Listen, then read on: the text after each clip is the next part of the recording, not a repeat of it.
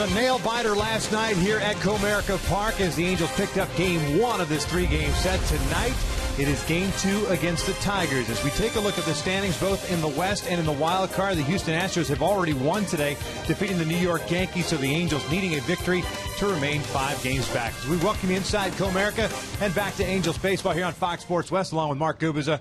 I'm Victor Rojas, and there was a lot of guys that really got into the fold last night offensively. Eric Ibar stands out as a guy that kind of a catalyst with 3 hits last night. Yeah, Victor, I've always said the heart and soul of the team, both defensively and on the offensive side. And take a look at our tools of the trade brought to you by Ram Trucks. He did a little bit of everything last night to put the Angels in position to win the game. Good swing throughout the ballgame. He was using the entire field. He stayed back on some tough breaker balls. He was able to utilize that speed and his instincts. He had to be able to go first to third. A lot of guys are satisfied going into second. He cruises over to third base, putting a lot of pressure on the defense. Still showing some pretty good power going the other way with a double, but it's his level swing, his consistent swing, so important for this team. Also, his defense and that leadership he brings in that dugout and clubhouse and on the field. Last night, it was Jared Weaver picking up the victory. Tonight, Mike Scioscia hands the ball off to Hector Santiago. Now, Hector's had a couple of hiccups of late. He needs to kind of turn things around. Not a very easy lineup with the Tigers, especially right-handed lineup, and Hector's being opposed by Justin Verlander. Yeah, Victor, ERA-wise, he's throwing the ball pretty well against the Tigers throughout his career. He's going to have to pitch that fastball inside, especially you mentioned on those right-handed bats in that lineup. 7-7 on the season with an ERA under 3 for Hector. Go back inside with that fastball. He's pitched well against him this season where he won the game back on May 29th. Verlander, you know he's going to compete. Even though that record is not good, his ERA is still pretty solid. His fastball is good. He's throwing a little bit more changeups and curveballs and sliders than we've seen in the past, but always one of the best competitors in baseball. It should be a very good matchup between Santiago and Verlander. Halo's looking to make it 2 in a row against the Tigers. We're just about ready for baseball here in Detroit. Sit back and relax. Going to bring you the lineups and the first pitch when we return.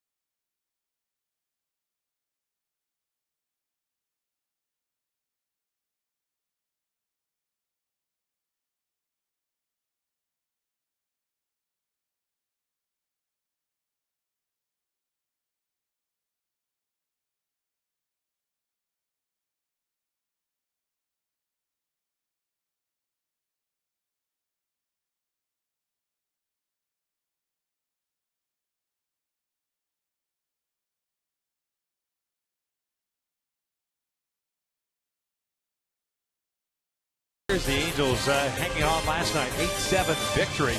And it was a nail-biter all the way through, especially after the Tigers scored 4 runs in the third inning, and were able to chip away to make it a 1-run deficit for Detroit. But Joe Smith, Houston Street, both hung on there. The Angels picked up the victory, which a much-needed victory, going up against a very good starting pitcher tonight in Justin Verlander. And especially a start of a road trip to start off on a good note. Very similar lineup that Mike Scioscia ran out in last night's game. The only difference in this lineup is Iannetta batting in the 7-hole, doing the catching, and Ryan Jackson batting 9th and playing second base. Grant Green came out of the game with right knee discomfort last night, and he is not able to play today. He's feeling better today. He expects to be back out there tomorrow. And that's the lineup that is facing the 32-year-old right-hander Virginia native by the name of Justin Verlander. And Verlander 1-6, but a pretty solid ERA, 3.86 for Verlander. There was a lot of strikes. My go-tos to be successful against Verlander. Aggressive early in that 0-0 or either 0-1 or 1-0 counts. A lot of success against him because he throws a lot of fastballs early on. And don't let him get comfortable. When he gets on a roll, he is very difficult to hit. So pressure him throughout this game and get to that bullpen for Detroit. Second look at the defense for the Tigers tonight. Rajai Davis in left field. Anthony goes in center. J.D. Martinez in right. The infield with Castellanos, Iglesias, Kinsler, and Cabrera from third to first. McCann back behind the plate. And Kins has really turned himself into a very solid defender at second base. The improvement from pretty much every year from 2012 to this season. As far as his fielding percentage, he has 3 errors, though, in his last 6 games, 9 total on the season. But very good as far as covering, especially up the middle on ground balls. Strong throwing arm to turn a double play. As we mentioned, the Angels needing a victory to stay and keep pace with the Houston Astros. Astros continued to roll as they defeated the New York Yankees earlier this afternoon on getaway day for them. Houston now stands at 71-57 on the season. Texas is hosting the Toronto Blue Jays in just about an hour.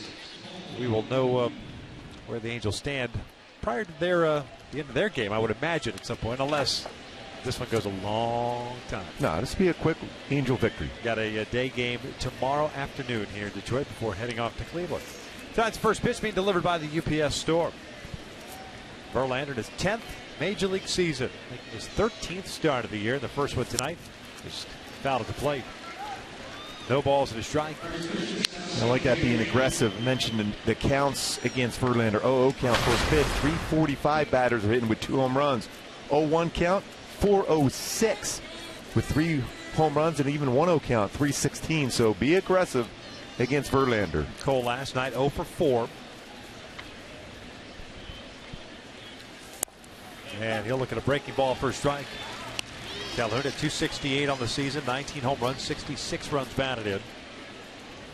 See Verlander in his first stint on the DL, his first visit to the DL.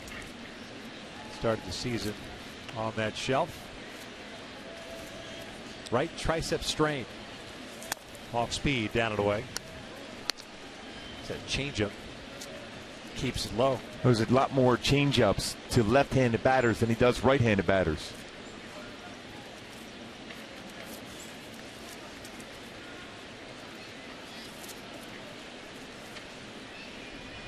There's the 1-2. Cole strikes out on a high fastball at 93, and there's the first out of the ballgame. You see Verlander still likes to challenge hitters with his fastball. My Hyundai key for this game for the Angels to be successful, being in Detroit, going a little kiss. Shout it out loud, some sound off the bat, especially early in the counts. A lot of fastballs from Verlander and some guys in this lineup for the Halos with good numbers in their career against Verlander. Here's Trout. 1 for 4 game last night with a single and a run scored.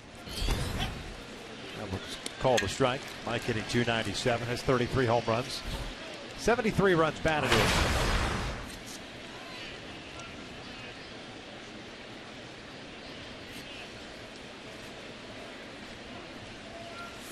Upstairs. 1 ball, 1 strike.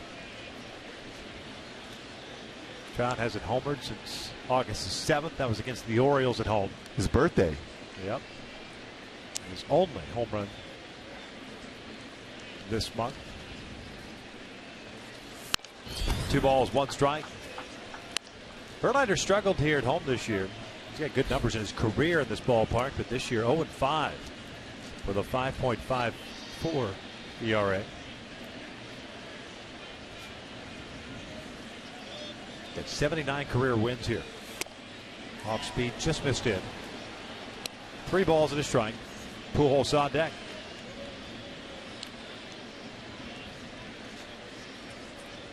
Verlander is 4-6 against the Angels in his career.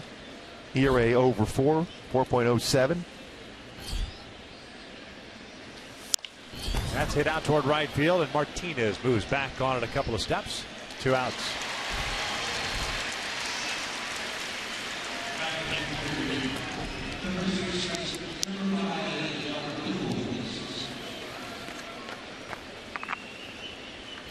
Like he got that fastball in just enough on Trout to keep that baseball in the ballpark.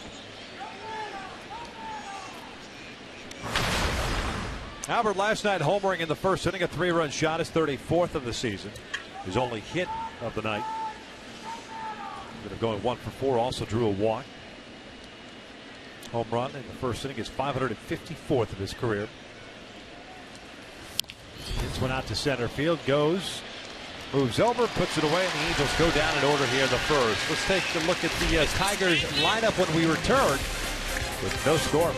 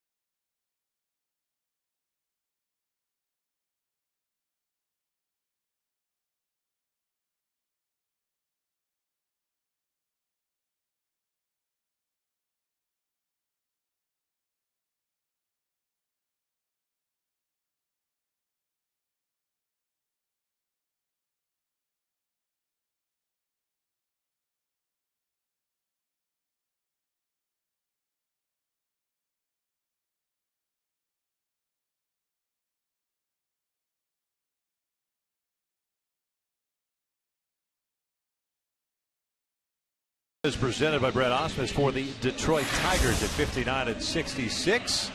Rajai Davis leading things off at left field. Ian Kinsler in the lineup tonight. He's at second. Then you've got Cabrera at first, Martinez at DH, J.D. Martinez at right, Castellanos at third, James McCann at catcher, Jose Iglesias at shortstop, and Anthony Goes batting ninth as they take on Hector Santiago.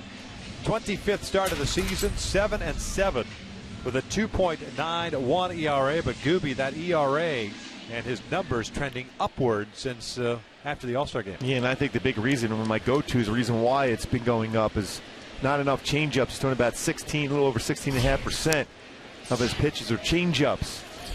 He needs to throw that more, especially against this powerful right-handed batting lineup for Detroit. Fastballs in, changeups away. This is a lineup very similar to that of the Blue Jays. They hit .284 against left-handed pitching. Davis did not play last night, hitting .245, 4 home runs, 18 runs batted in. He flips one out towards shallow center field. Trout got a decent jump on it, and he makes the catch to the backhand for the first out. Let's take a look at the rest of the defense for the Halos tonight. David Murphy left. We just saw Trout. Cole Calhoun in right, the infield with Caleb Coward and Eric Ivar on the left side. Ryan Jackson and Albert Pujols on the right. Chris Iannetta gets the starting nod behind the dish. And as usual, anytime with Hector on the mound, a lot of fly ball action, and Cole Calhoun has been outstanding in right field. One of the best throwing arms in baseball as far as what he has as outfield assists over the last 2 seasons. 17 to second behind Garcia and just ahead of Jason Hayward as far as outfield assists for right fielders. And Kinsler takes inside. That's twice that Santiago's just missed in off the plate to start off a batter. And that's what he needs to do against right-handers. As Kinsler fouls it off, 1 ball, 1 strike. After they threw those fastballs into Davies, got him out in front on the changeup, but Trout ran down in center field.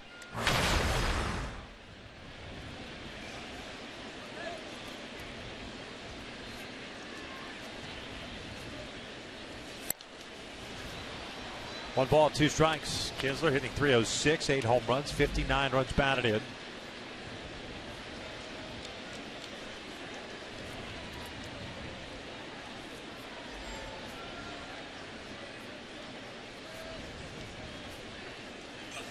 Downstairs.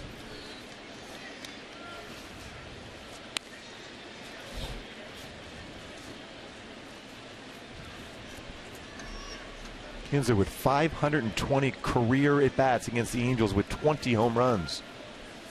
Changeup missing away. Full count. Mentioned the numbers trending upward for Hector Santiago since the All-Star break. 7 starts, a 1-3 record, and a 4.62 ERA. As Cabrera on deck, Kinsler tops this one foul.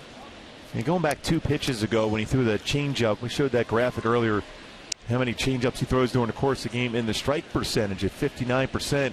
He's got to get a little bit better with that. See that ERA continue to rise.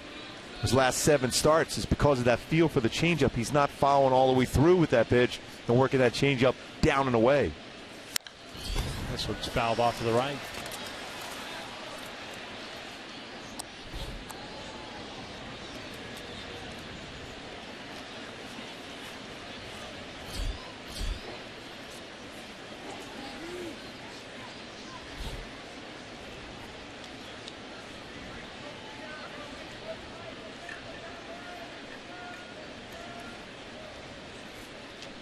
One out, nobody on.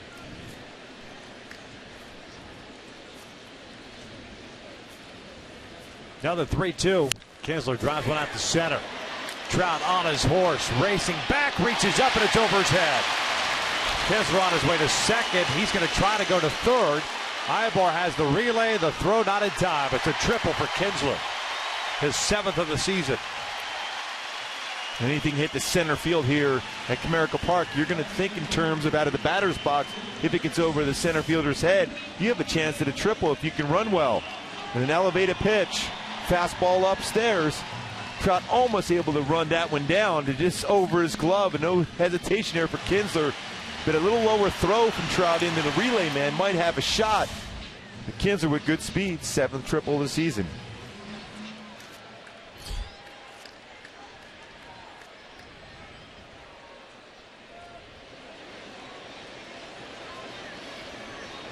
And the infield playing in the first inning. Justin Verlander on the mound for Detroit and had a 1-2-3 first as Cabrera takes a strike on the inside corner. Also a product of the fact that the offense, even though they scored 8 runs last night, still hasn't been as consistent that he could afford to give up a run potentially early here against the Tigers.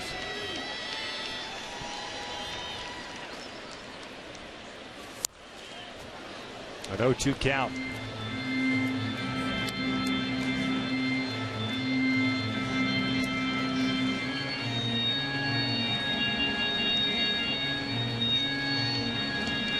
Last start for Hector against the Blue Jays. 4 runs, 2 earned, 3 hits, and 3 2/3. It was a game in which he walked 4 batters in the first inning. Upstairs. Cabrera 2 for 11 in his career against Santiago. Between Cabrera and Victor Martinez combined is 5 for 24 against Hector.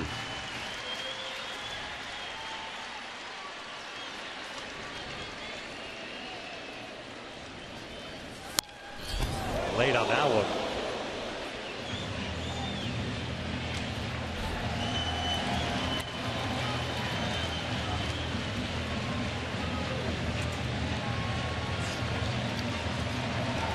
Apparently the fan that got drilled down there in the first row is all right.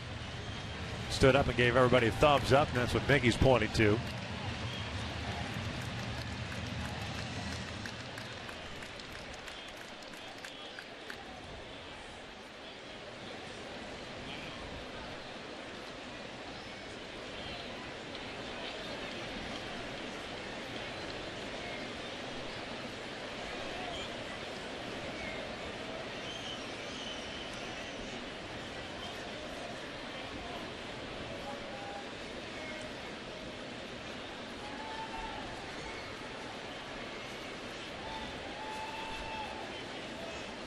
Here's the 1-2.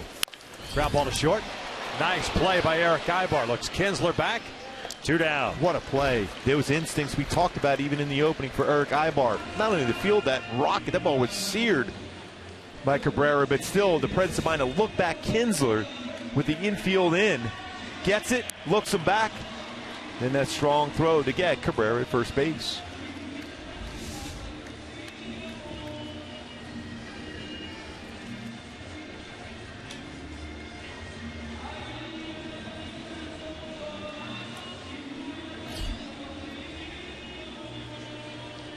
So 2 outs and a man at third. Here's Victor Martinez.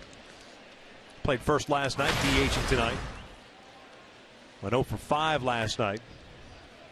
You see the overall numbers for him at 243. Has been much better from the right side this year. 354 batting average and 79 plate appearances. That is off the glove of Iannetta. Kinsler started coming down the line, then slammed on the brakes.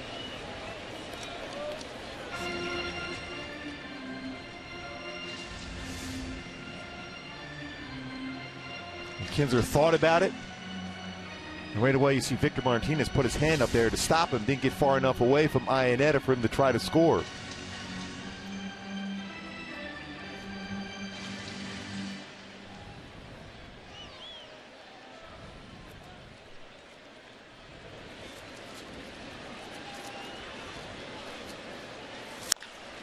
Bouncer foul. Evens a count of 1 ball, 1 strike.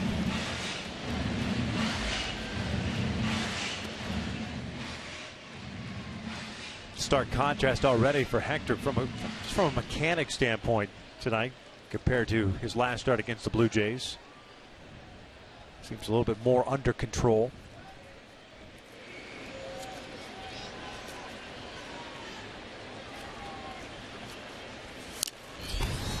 One and two.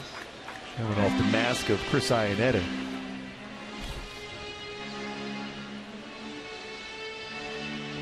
And Hector just 1 and 3 in his career versus the Tigers, but a very, very good ERA, 1.71.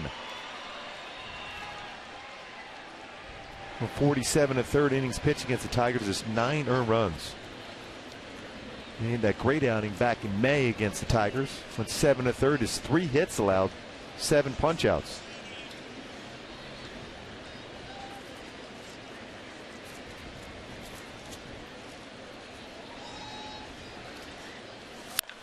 Grip foul. The count remains at 1 ball, 2 strikes.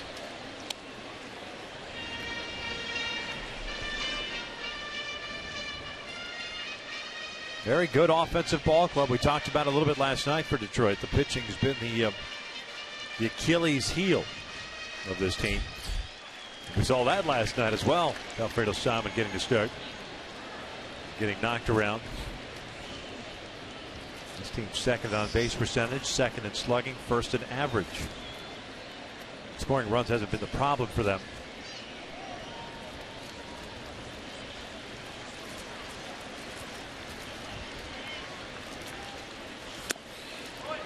Count evened up now, 2 balls, 2 strikes. Another cool night, 66 degrees at first pitch. Overcast, but no threat of rain. Supposed to get up around 90s later on in the week here in Detroit. So we lucked out, and it's pretty good weather.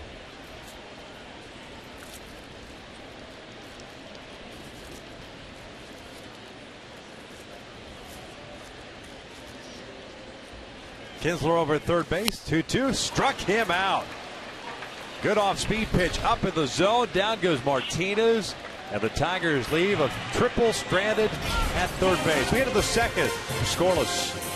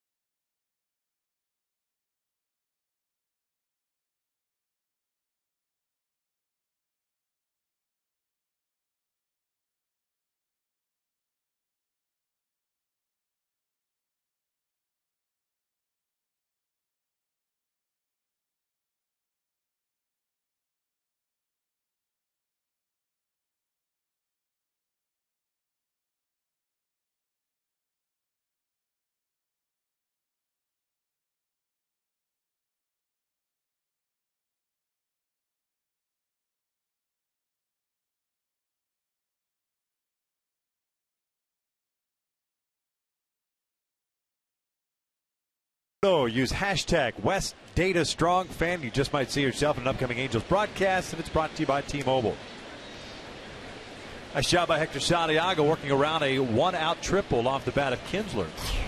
Got Cabrera to ground down with the infield in and struck out Victor Martinez. David Murphy leads things off.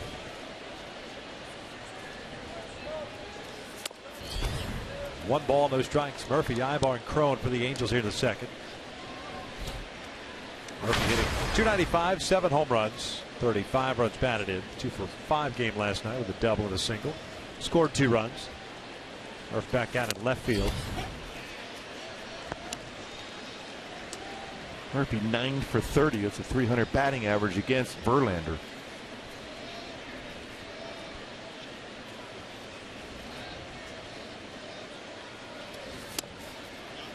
Just off the plate.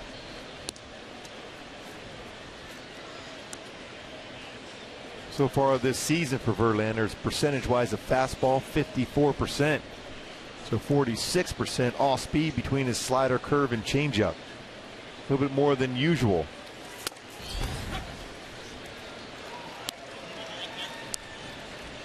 Count even up 2-2. Murphy with a question of Dale Scott, the home plate umpire and crew chief, behind the plate today.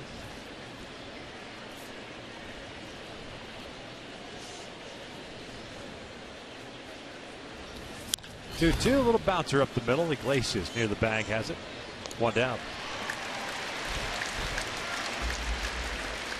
Well, the Angels have played very, very well against the Detroit Tigers of late. Last 21 games, 18-3, including 5-0 this year. They've had win streaks of both 10-game win streak and 8 against this Tiger club. It's been very successful for a long period of time, especially when a number of AL Central titles. Be interesting to see what happens with Brad Ausmus and the coaching staff in the offseason. Dave Dombrowski, man who was running things here in Detroit, now running things in Boston. Al Avila is Dombrowski's assistant GM. He's taking over the GM duties. This one's fouled off the screen. And with the down season that the Tigers have had this year, it's been speculated that maybe Ausmus at times been overmatched managing. 2 years at the major league level. Things it's a little bit different when you put out the uniform and you're standing in the dugout as opposed to sitting up in the comfort of a booth as a front office employee. I think when it comes down to, especially for a lot of young managers, they get so caught up in using a bullpen that they get into the bullpen 5th, 6th, 7th, 8th, and 9th inning almost every single night. You wear those guys out instead of trusting your starting staff. They can get you deep in the game, especially when Price was here. You have Verlander back. Simon, although he did struggle last night, last game before that, went 9 innings, just 1 hit allowed. You want to get your starters to get to that point where you only have to use just a couple of guys out of your bullpen instead of 4 or 5 every night.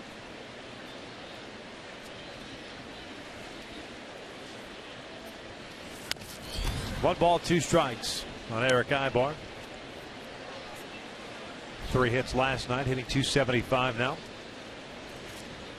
36 RBIs. Eric had a couple of runs scored himself. Breaking pitch out towards center. 2 down. Verlander early on has really got all his pitches working for him. One of the most competitive pitchers you're ever going to see. He's a guy that used to throw 130 to 150 pitches per game to finish off a game. He's been very good in his last 6 starts. 1.67. Opponents only hitting .208 against him. Started off slow in the first 6. Try to get that feel for the mound once again. Crone looks at a strike. CJ DHing once again, .270 average. 1 for 3 game last night with a single and a hit by pitch.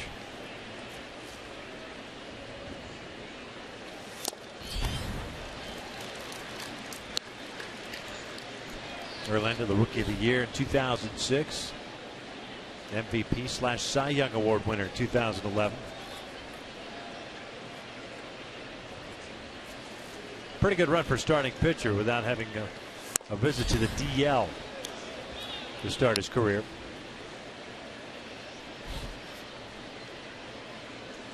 Especially a power guy. And he would pitch deep in almost every single game.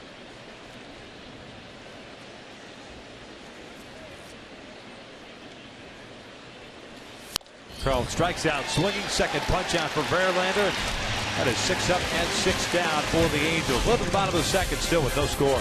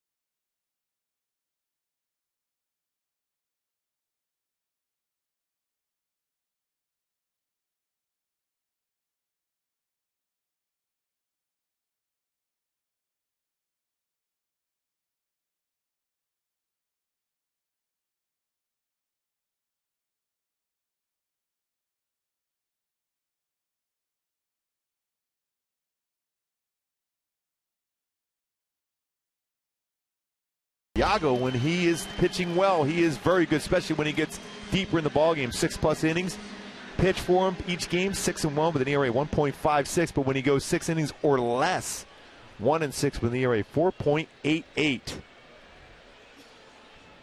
Solid first inning, be able to get through that inning with no damage done after a triple with 1 out, and he had to go through the middle of the order to finish it off.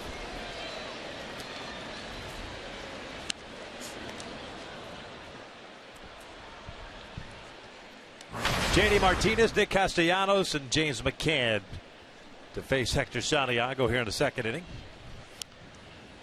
No foul at the plate. You see swings like that, tells you the off-speed stuff's looking pretty good right now. He's throwing some couple good change-ups. Got a strikeout and a fly ball out. It's a good curveball. Slider's been pretty effective. He's pitched inside so far.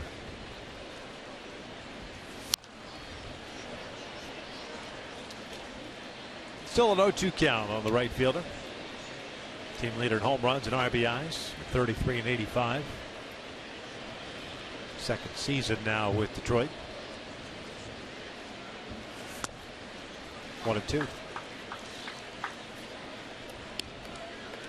Not a bad idea to back up a fastball in with another fastball in, because most hitters look away the very next pitch. Looked like he slipped as he delivered that pitch, though. Struck him out. Down goes Martinez. 1 down. Fans, join us for German Heritage Night. That's September 4th when the Angels take on the Texas Rangers. You can buy your ticket package online and receive a German Angels hat and enjoy a pregame entertainment in the Game 1 Music Garden. To purchase your package and for more info, visit angels.com/German.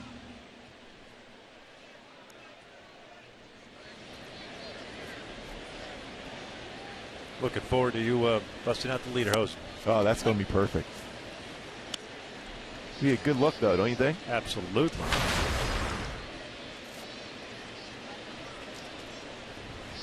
It's like Clark W. Griswold in European Vacation. Oh, yes. One of my favorite movies. Maybe so the new Vacation movie, just for fun. Speaking of Wally World, there he is, Wally Joyner. We were just talking about Wally World?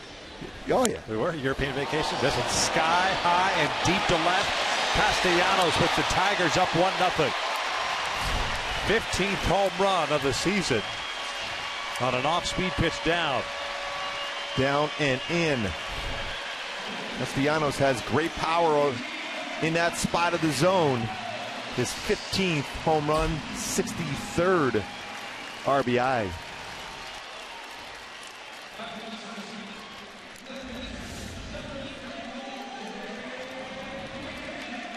More of a flat slider. And how often have we said when you throw a flat slider, that's the pitch that goes out the furthest. More so than a fastball, the slider goes to that good part of the bat. And power hitters don't miss that pitch. That's really his one hot zone for Nick Castellanos. Yes. Down and in, especially something off speed. McCann drives one out toward right center field. Trout racing back. He will run it down for the second out. Home run allowed by Santiago, the 20th that he's given up this year. The Angels play from behind.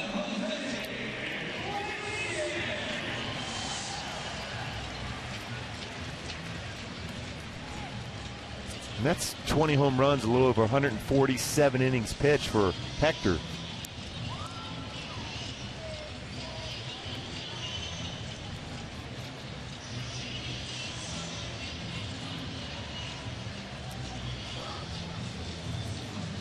And he's a guy that gets a lot of fly ball action, but so that's dangerous when you face teams like Detroit or Toronto, because they can hit the fly ball a long way. Iglesias, the shortstop, takes ball one. A .306 average, a couple of home runs, 22 runs batted in. A two spot last night with a right-hander on the mound.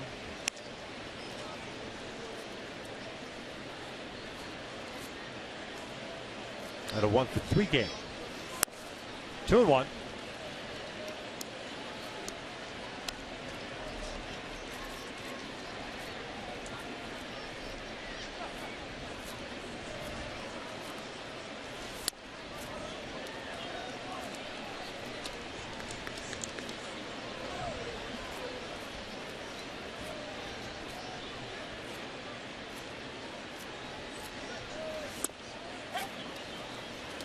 Full count.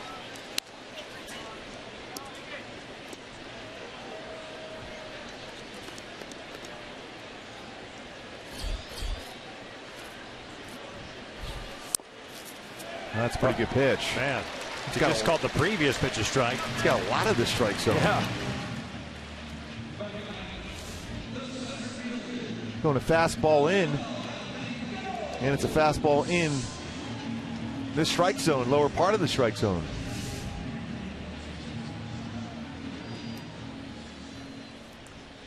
First walk issued by Hector. It'll bring up Anthony Goes, the center fielder.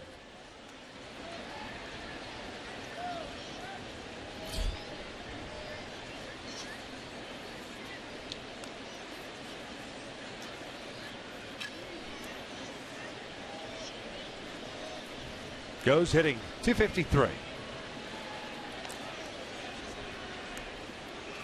1-for-3 game last night with a double. Bottom two in the lineup for the Tigers run quite a bit. Iglesias with 11 stolen bases, Goes with 19. Iglesias takes off to throw down to second base, and it is in time. Iglesias gunned down for the third out. But the Tigers strike first on the Castellanos home run. They lead at 1-0 as we head to the third.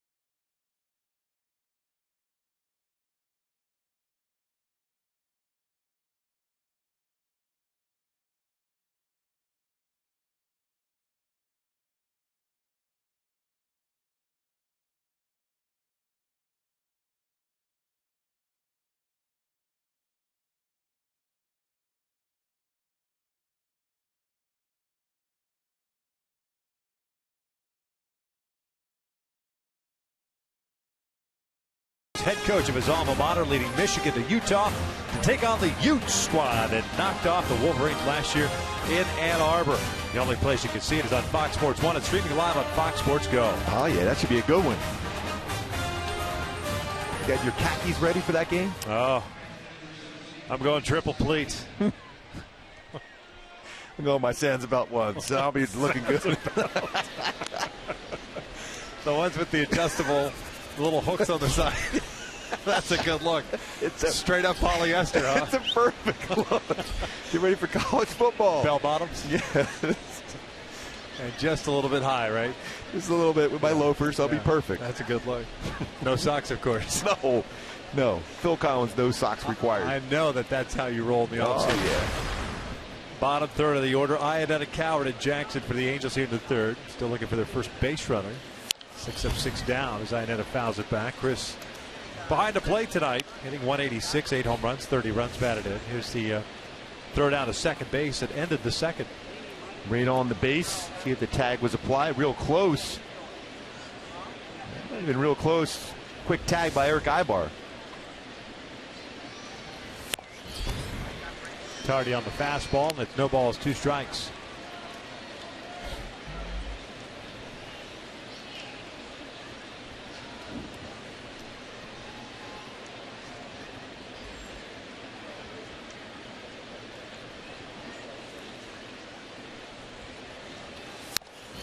One down, third strikeout for Verlander. I was talking to Don Baylor about approach against Verlander today. He's still very proud of his fastball, not that upper 90s fastball that we used to see, but still he will attack, especially early in counts. First couple of pitches generally are fastballs from Verlander. So far he's got good life on it, 92, 93 today. Think about that too, is the fact that especially early on he's established that he can throw the other stuff, the off-speed stuff, for strikes. Makes that 93 look 95, 97. As Coward takes ball 1.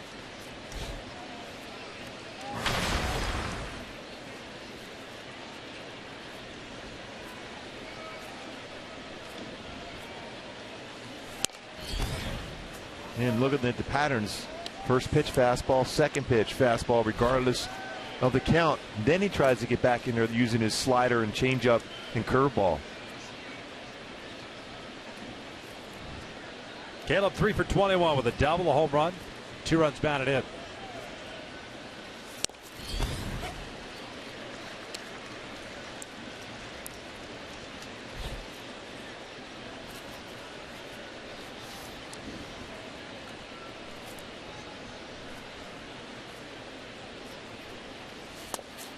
Lays off the off-speed pitch.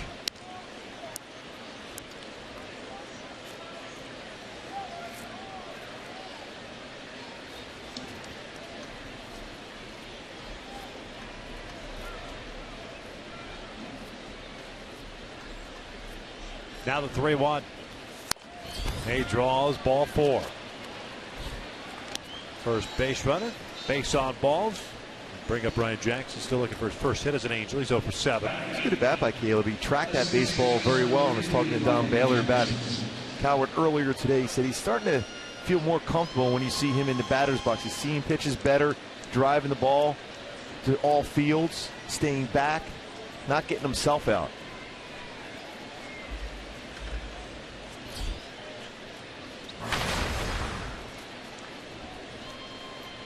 Jackson getting the start at second base. Grant Green tweaking his right knee in the 4th inning of last night's game. Sitting out today. Johnny Giavitello on the 15-day disabled list. Personal medical condition. That happened before the game yesterday. Drew Rosinski was called up, so the Angels are playing a position player down. Verlander sensing that Mike Scioscia may put a hit and run on. Thrown over quite a bit. Does have a good pickoff move. 2 pickoffs this year. He's only allowed 1 stolen base in 2 attempts. So he does everything well. Talked about how competitive he is. Slows down the opponent running game. Fields his position well. There's a reason why he's won a Cy Young and an MVP.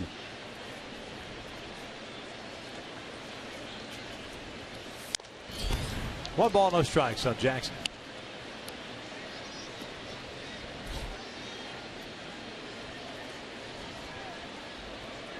.24-5 when he was the Cy Young Award winner and the American League MVP.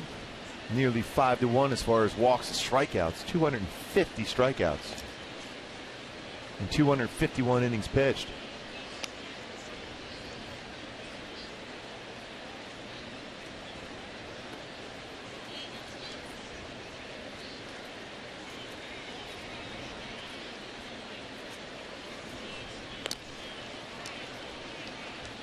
And you can see that footwork he has. Very, very quick footwork.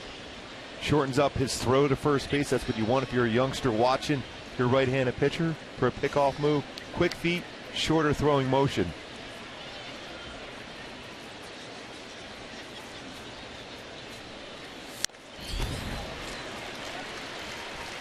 Jackson chasing what would have been ball 2.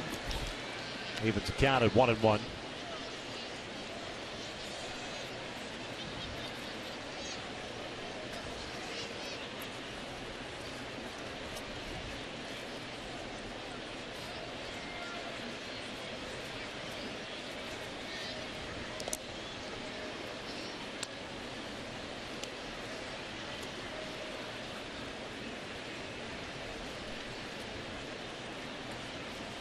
.33 pitches so far, 20 have been strikes, 3 strikeouts, 1 walk. Top of the order, and Cole Calhoun on deck. There's the off-speed pitch. That's 1-2.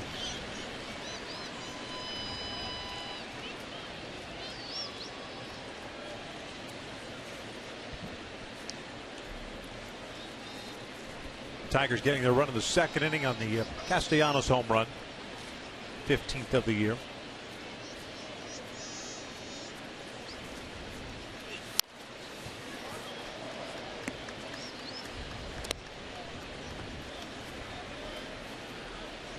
Jackson coming over from the Royals earlier this year when the Angels designated Drew Butera for assignment. Eventually traded Drew to KC for Jackson. Good numbers in AAA.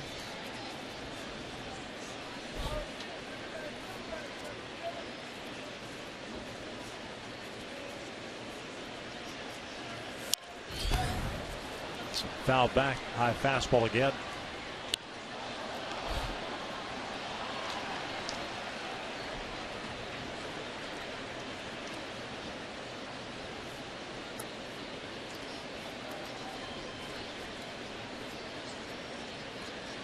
Caleb Cowan working the 1-out walk. He stands at first base.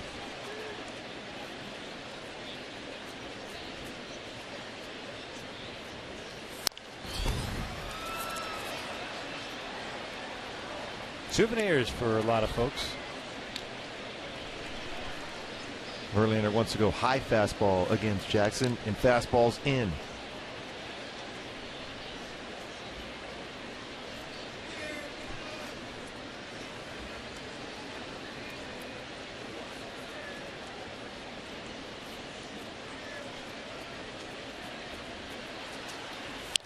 This one bounces to the left side. Castellanos cuts it off. Feeds Kinsler for one. Relay back, and that's in time for an inning-ending double play. We're head to the bottom of the third with Detroit leading it.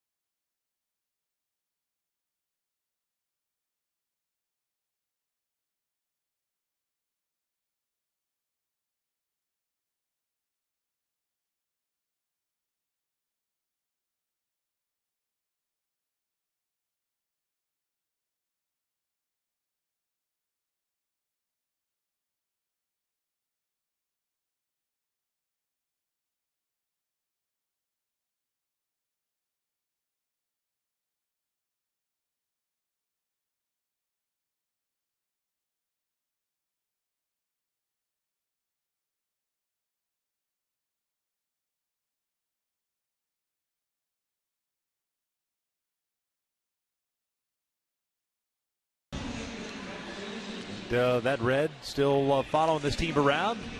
Not as many here in Detroit, but pretty much everywhere else. Always a good Tiger crowd here, even though they have struggled this year. Tigers last night had over just 33,000 in attendance. Pretty much pencil in 30+ thousand almost every game here for the Tigers. It's a great ballpark. Yeah, it is. Where we sit, it's phenomenal. Just the background you see of the city. It's a perfect field.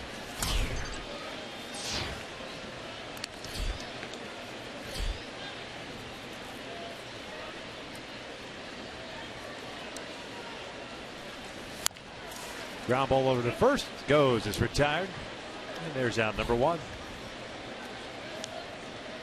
Take a look at the Honda upcoming schedule for the Angels. One more against the Tigers tomorrow afternoon. Day game, a getaway. Then it's a 30-minute flight or so to Cleveland. Take on the Indians for 3 games. Then it's off to Oakland for 3. Then return home. Nice long homestand, but certainly not an easy one. Texas, the Dodgers, and the Houston Astros. 2 off days at home. When was the last time that ever happened? I never remember that. You better have the offenses going at that point against those 3 teams.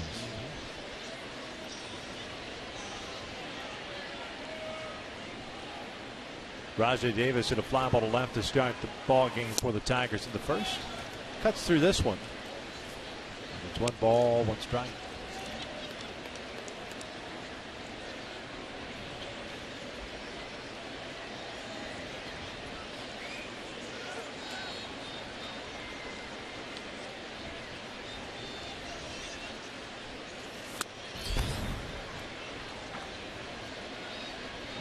You see some pretty good pitching in Cleveland.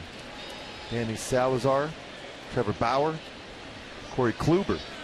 Those 3 games against Cleveland.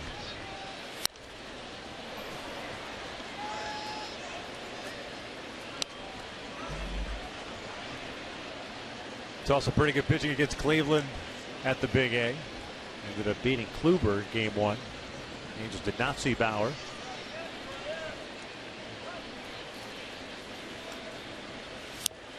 Davis goes down swinging, 2 outs. 3rd strikeout for Santiago. You're seeing tonight, especially on the strikeouts, the importance for Hector Santiago to establish in on right-handed batters. That was the key for him in the first half of the season. Because then you start to get guys, especially when you're ahead of the count, to expand their zone on the off-speed stuff that's up and away or even nowhere near the strike zone. Yeah, because Hector's not even good throwing inside. He'll back it up with another fastball inside, which opens the outer part of the plate.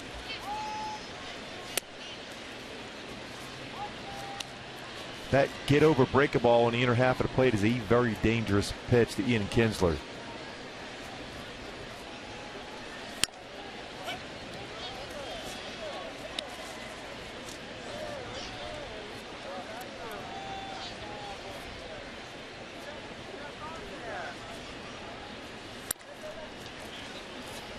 Two balls, 1 strike. Kinsler with a triple over the head of Mike Trout at center field in the first inning. 7th triple of the season.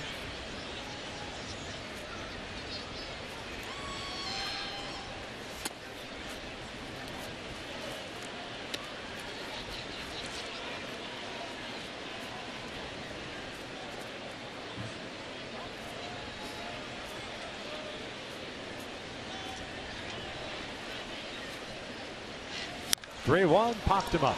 Shallow center. Trout comes racing in. Jackson going out. And Jackson has the ball go in and out of his glove while Trout watches him on a ball that Mike probably should have just called off. But Jackson continued to drift out there. This is unbelievable. I have not seen a stretch of games like this for the Angels. And you see Jackson looking back where Trout was initially. And off the glove of Ryan Jackson. But that's a play, especially, it's a difficult play for an infielder going back on a fly ball. That much ground to cover. And what this does is forces Hector to throw more pitches, and you have to deal with Miguel Cabrera at this point.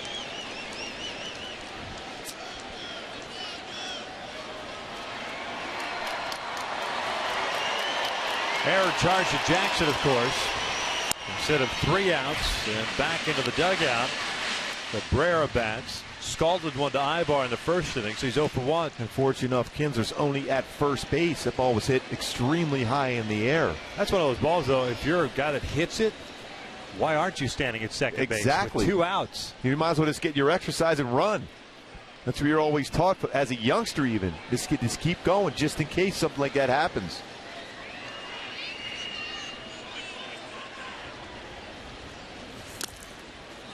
Two balls, no strikes. Again, you have a pitch to hit. You're upset as far as a hitter. He's upset, just jogging down the line. Doesn't even really pick it up till the end. And at that point, if he's going quickly, he might already be standing at second base.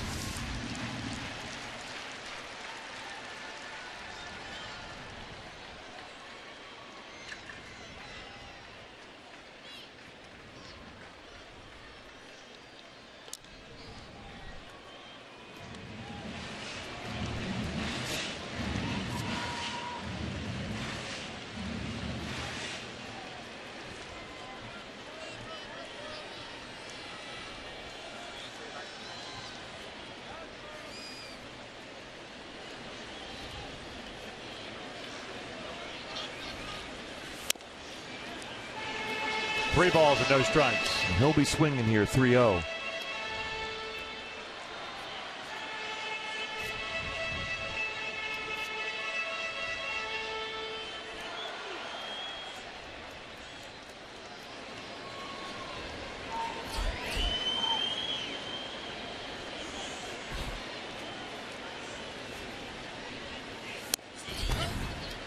Did catch the strike zone.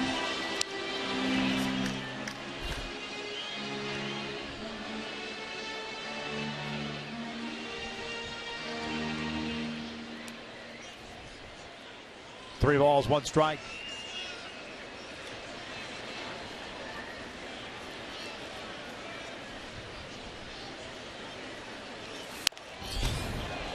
And that is ball 4. Second walk issued by Santiago. So 2 on, 2 outs now, and Victor Martinez coming up. And there's extra pitches being thrown now. Fastball didn't miss by a lot. Basically touching the inside part of the corner according to our Fox tracks.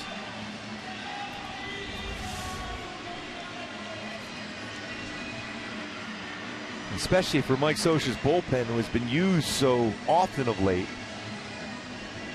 You don't want to give those extra pitches away. Again, it is a responsibility as a pitcher. You want to make sure you pick up your fielders here also. Don't let that snowball into a big inning against you.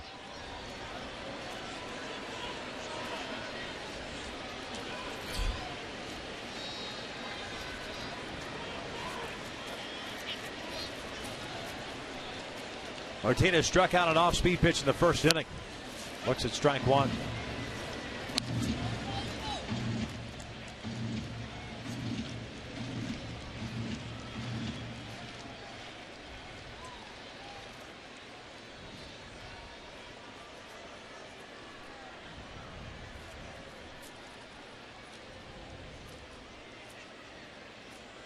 Kinsler at second and Cabrera at first. This one's out toward right field. Not very deep. Calhoun comes in. Squeezes it, and the inning is over. So a couple of extra pitches for Hector. We'll head to the 4th. The Angels trailing at 1-0.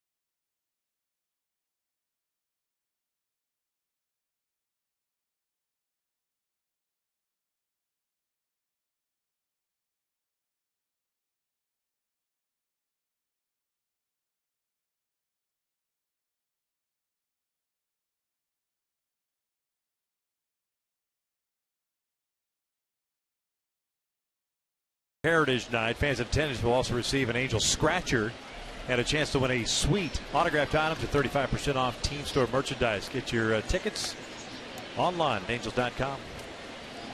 Top of the fourth inning. Halo still looking for their first hit. 1-0 Detroit. A home run by Castellanos in the second. Calhoun, Trout, and Pujols for the Angels here in the fourth. It's Justin Verlander. Cole struck out in the first. One of 3 punch-outs for the Tiger starter. 1 walk. That was to Coward. Well, he was on that pitch. 91-mile-an-hour fastball, first pitch swinging.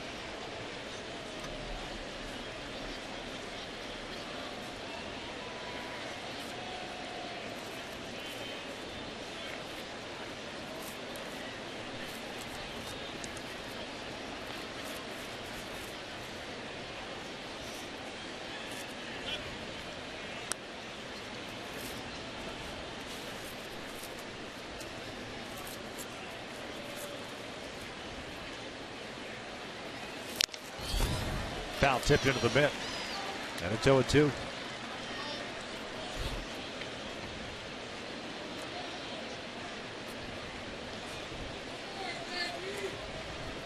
Verlander's faced 10 batters so far. 7 first pitch strikes.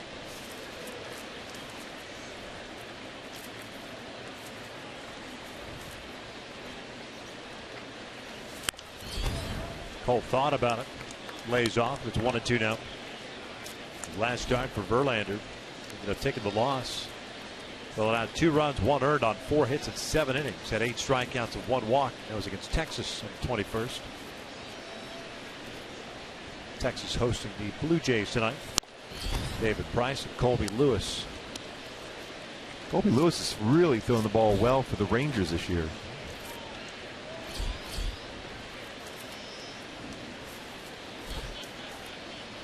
That game is just underway. It's 14-5. 2-2 on the way. Cole lifts one out toward left center. Goes moving over. Rajay Davis calls him off, and there's the first out.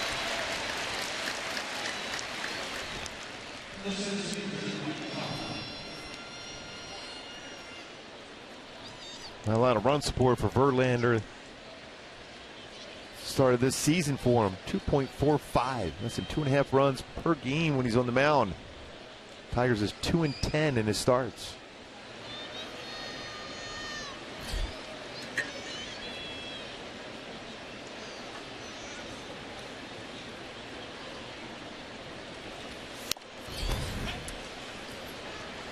Trout looks at a strike. 0 for 1 with a fly ball to right field.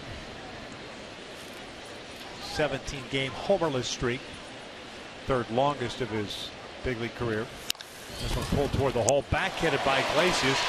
Plant throws to first. Gets Trout by a step. 2 down. Well, Iglesias is a very special fielder at shortstop. See how well this baseball was hit by Trout. One hopper gets it, plants it in a perfect throw. How quick that transfer is across the diamond. They get Trout out at first base.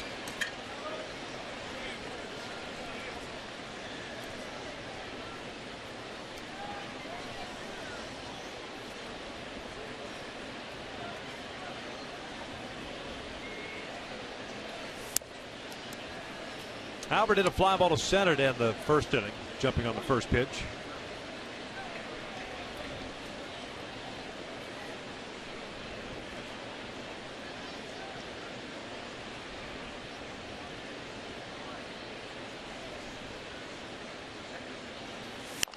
Little number back toward the mound. And the Angels go down in order. 1-0 Detroit as we head to the bottom of the 4th.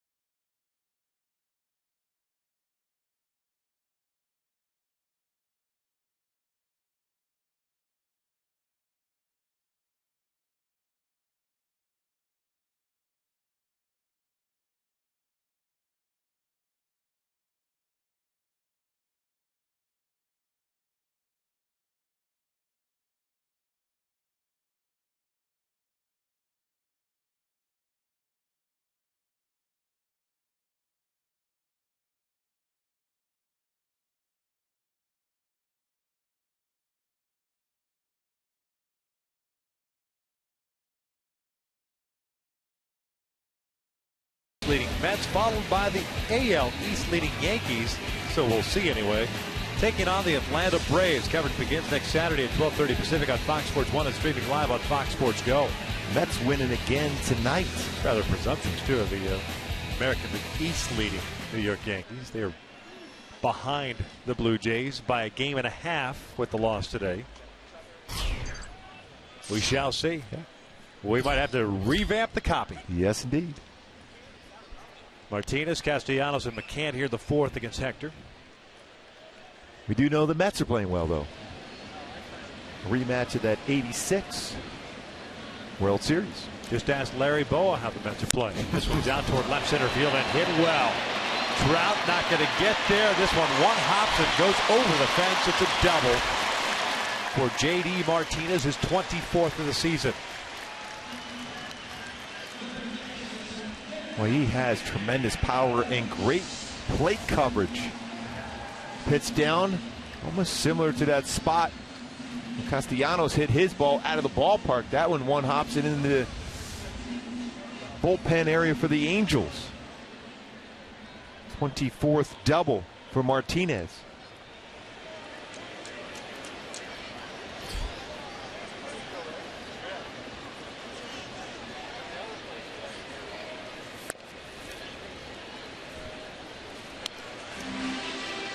Castellanos hit a home run in the second inning, his 15th of the year, 63rd RBI.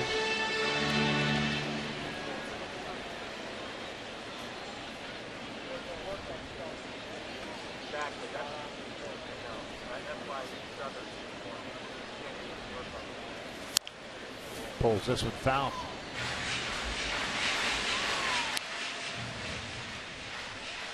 Likes to pull the baseball. Has power the other way. Big guy. First round pick back in 2010. South Florida.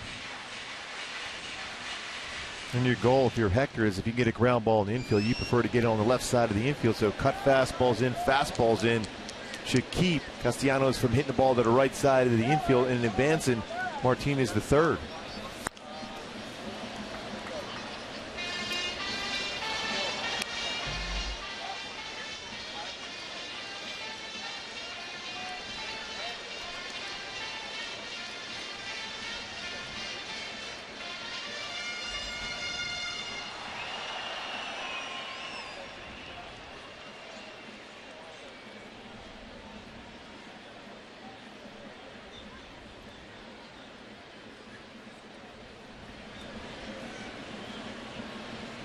One-two upstairs. 2 balls and 2 strikes. McCann on deck. Leadoff double for Martinez here in the fourth. 3 hits for Detroit. The Angels still looking for their first hit.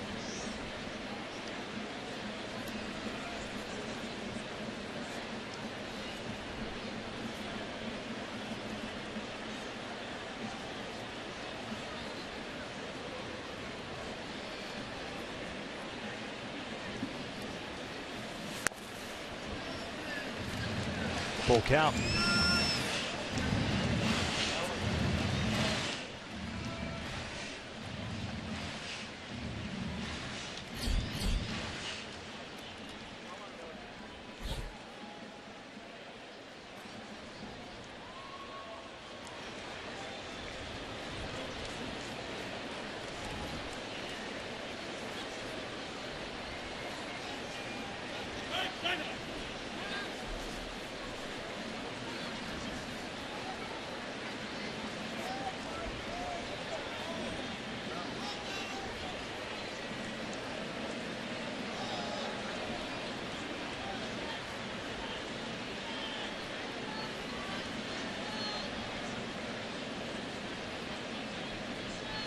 Payoff pitch on the way.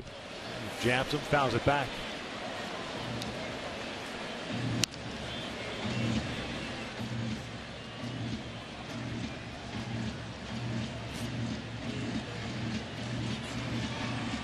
Reset and do it again.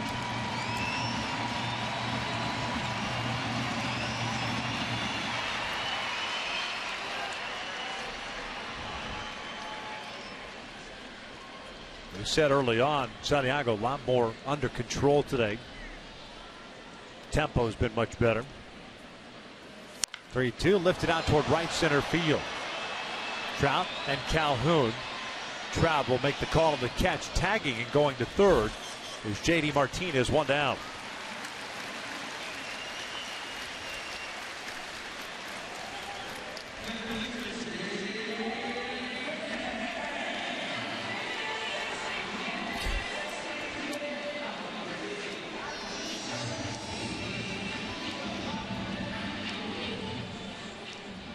Infield in. With the way Verlander's been pitching, and already down 1-0. McCann 0 for 1 with a fly ball to center. That was in the second inning. He hit that ball pretty good. He's very aggressive early in the count. Your goal to pitch against him would be a fastball off the plate at the hands. See if you can jam him first pitch. When a hitter's in those run-producing spots like this now with the infield in, a man on third, he's going to be more aggressive. You can jam him.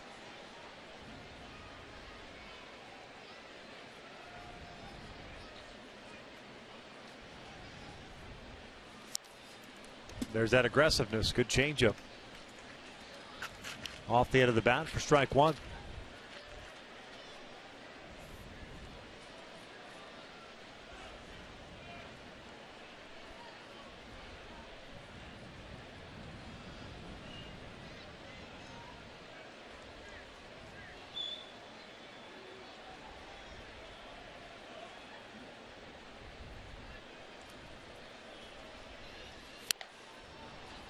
Oh, 2.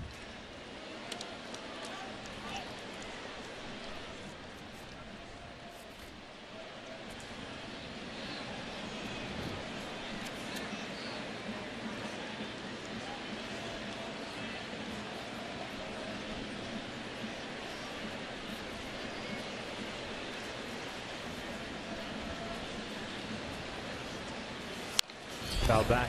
Too good of a pitch. Stayed away from him. Yeah, but still, it's up high enough where you can make contact against it. Away is good. A little bit off the plate, but keep it down at the knees. Away and up, you can make contact and flare that ball into the outfield to the right side.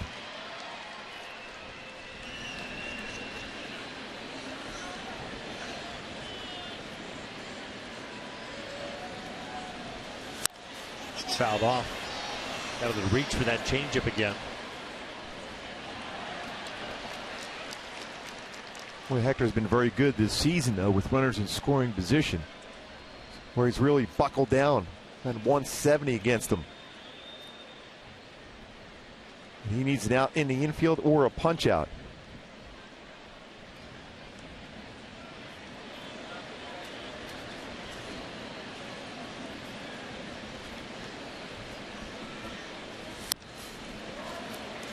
Little battle here between these two. Hector worked around a one-out triple off the bat of Kinsler in the first inning, getting Cabrera to ground down and Martinez a strikeout. Martinez with a double, moving to third on the fly ball by Castellanos. Texas has scored twice in the bottom of the first inning off David Price, still batting in Arlington. Another 0-2. This was lifted foul and out of play. What you don't want to do here, Gooby, is elevate a pitch that allows him to get a fly ball out to the outfield. Yeah, you would think at some point either a changeup in the dirt or a slider in the dirt, you have a chance at a swing and miss. Hitters with 2 strikes, they're just in protect mode, just to try to make contact. You have a better chance of making contact on something upstairs.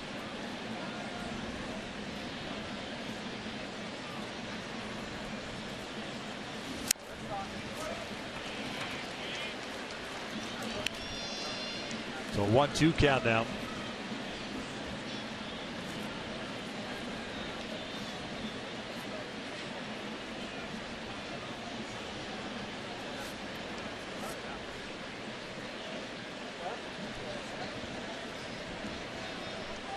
Iglesias, the shortstop's the man on deck. Breaking pitch, and he hooks it foul. Went down and got it.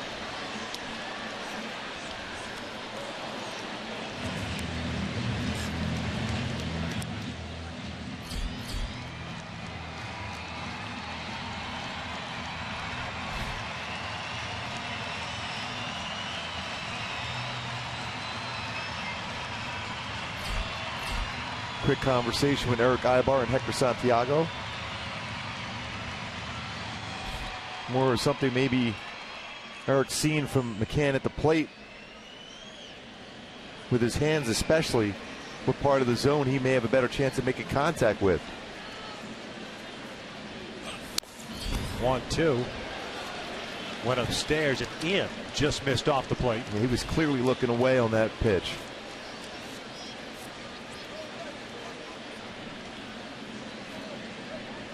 Does he go back in with another fastball now? A lot of times the hitters will look away now, thinking you're not going to back it up with another fastball inside. Ground ball to short. Came back in, at least attempted to. Got that infield out. Maybe Eric went in and said, hey, get a ground ball right to me at short.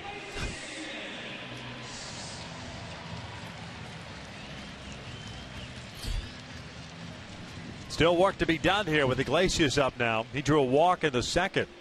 The only free pass, the second free pass that Santiago's allowed. You're going to walk him to face Anthony Goes.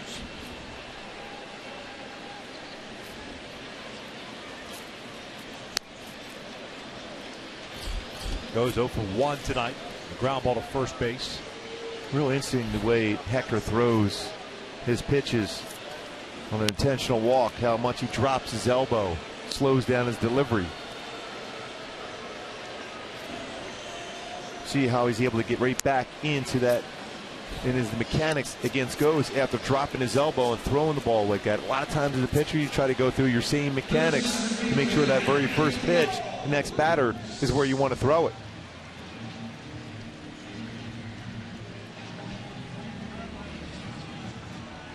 Goes hitting 140 against left-handed pitching this year.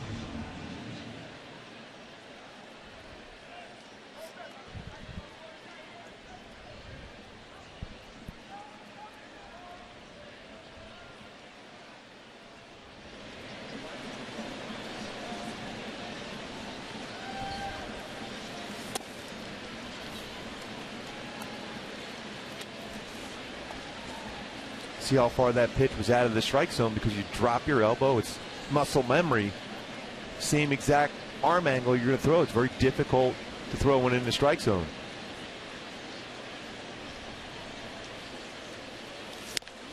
Goes, pulls off of that one. Evens the count of 1 ball, 1 strike.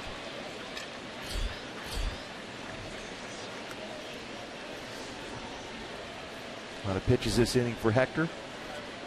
A lot of pitches overall in the game for Hector. Again, 82.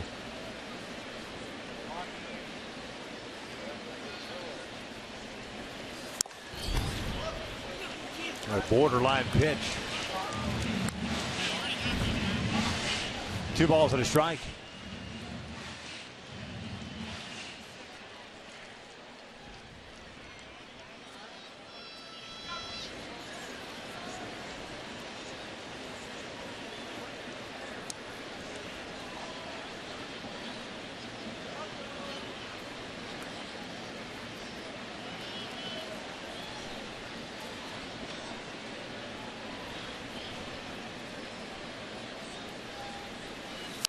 Slices it foul. Santiago trying to keep this a 1-0 deficit for the Angels. See the pitches by inning. 27 so far thrown here in this 4th inning. That's a ton of pitches overall through into the 4th inning here for Hector.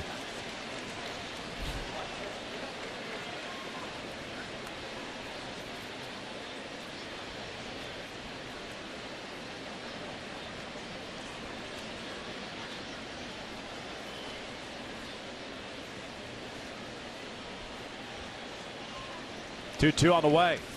They'll dribble it back to the mound. Hector's got him. Flips it to Pujols, and that man is stranded at third. We will head to the 5th. The Angels still looking for their first hit, down 1-0.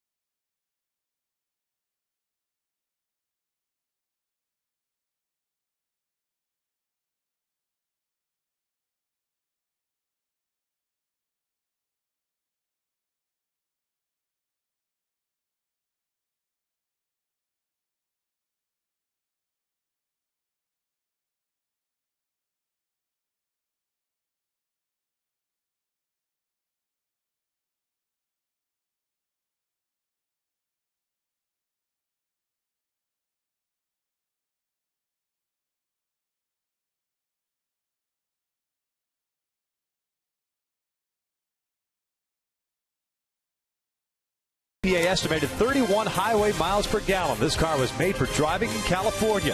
Visit Dodge.com. By AT&T Uverse. More live channels on the go than cable. And by Subaru. Test drive the all-new 2015 Subaru Forester or go to Subaru.com to learn more. Top of the fifth inning, 1-0 Detroit. A Castellanos home run in the second. The difference in this ball game is the Angels send up Murphy, Ibar, and Crow to face Justin Verlander. There's allowed one base runner, and that was the one-out walk to Caleb Cowart in the third inning. 3 strikeouts, 1 walk. He's not allowed a hit. Murphy 0 for 1. He grounded out to short. First one in for a strike.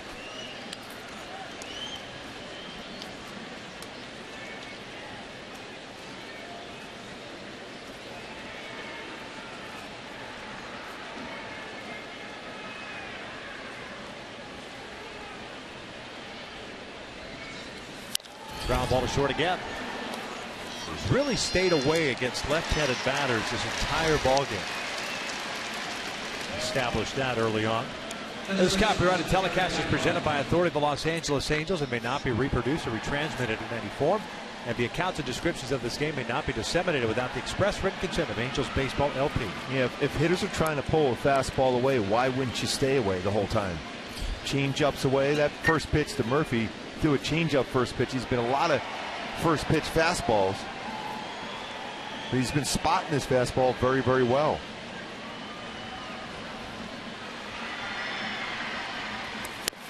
Ibar looks at a strike. Again, another first pitch changeup. Now he's changed around the second time through. Ibar with good numbers against him coming into game 345.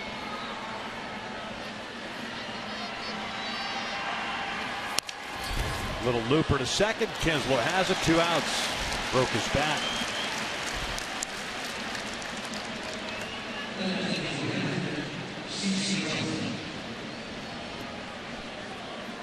So it brings up Crone.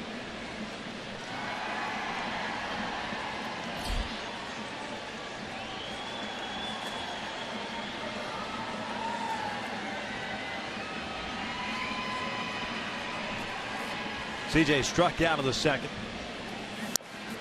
Lays off the breaking ball. Verlander wanted it. That was a pretty good pitch. His 52 pitches thrown. And a 9-pitch fourth inning. 10-pitch first inning.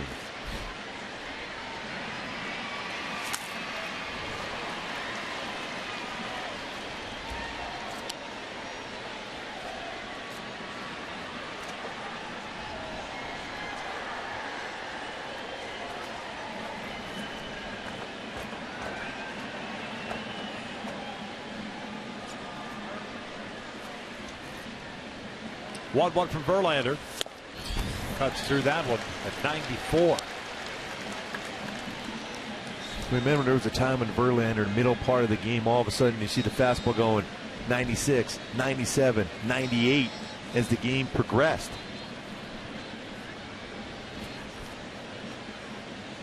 Here's the 1-2. This is popped up, shallow right. Kinsler drifting out, calling for it. The Angels go down in order and have not had a hit against Justin Verlander through 5 innings. Detroit on top 1-0.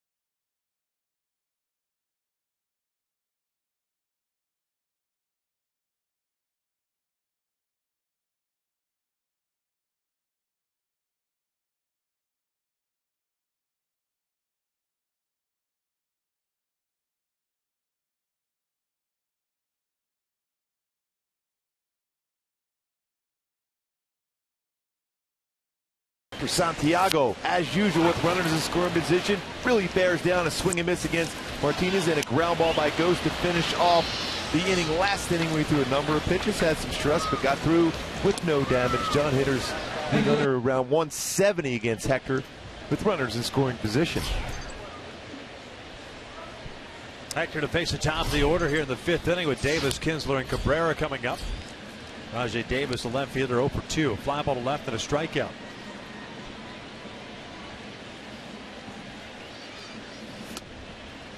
No balls, 2 strikes. Hector's worked out of some trouble in the 1st and 4th innings. Made one mistake pitch to Castellanos in the 2nd. Paid for it. That's the difference in this game.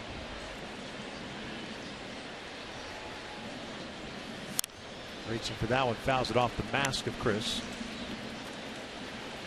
3rd 0-2 count of the game for Hector.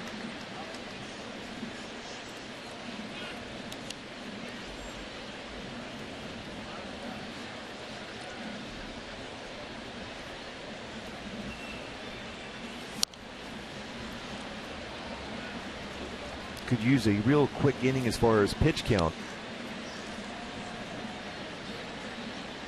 Already at 89 pitches thrown. That one fouled at the plate.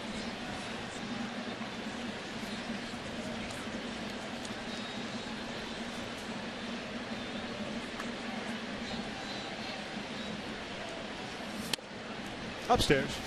1-2.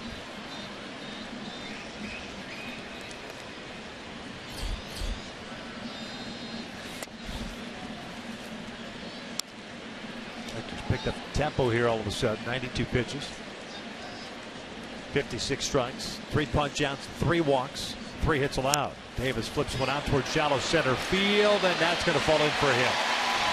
So the Speedy Davis is on board to lead off this 5th inning. Not a bad pitch. It was off the outside corner, just flared it into the outfield.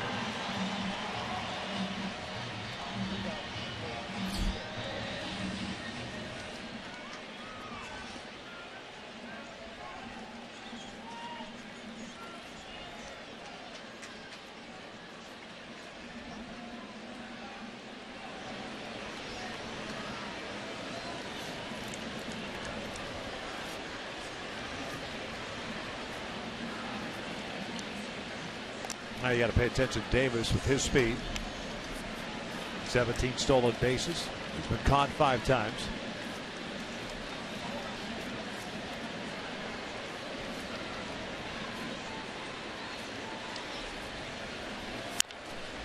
This one skied out to shallow left. Ibar drifting out. Makes the catch, 1 away.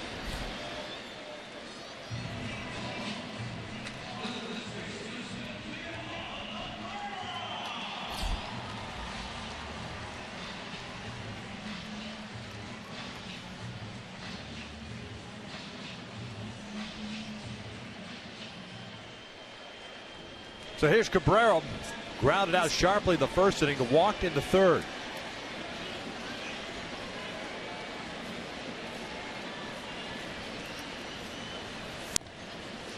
Going 1.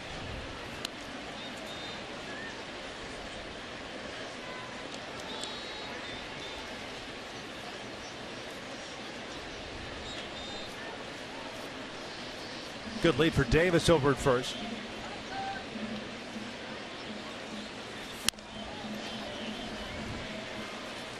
Looked like it was touching the top part of the strike zone, but Dale Scott not calling it on Cabrera.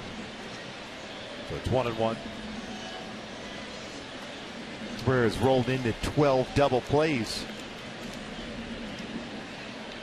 so far in this game. Hector's gotten 4 ground ball outs, which is a pretty lot for him. He's generally a fly ball strikeout pitcher.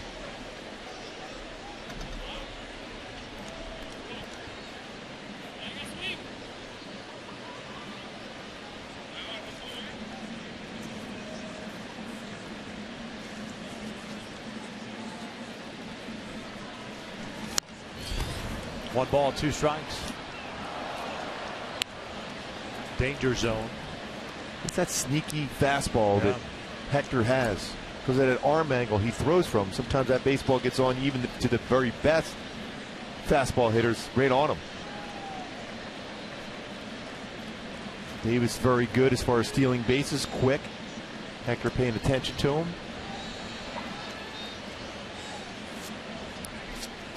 It doesn't take much for Cabrera to shoot one out to right field here. 330 down the line, 365 before the fence juts out a little bit deeper. He's got enough power to all fields.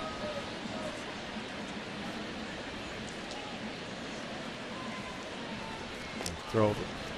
A lot of room in that right side of the infield with Jackson playing more so up the middle. And Albert have to hold on. Rajai Davis at first base, a lot of room.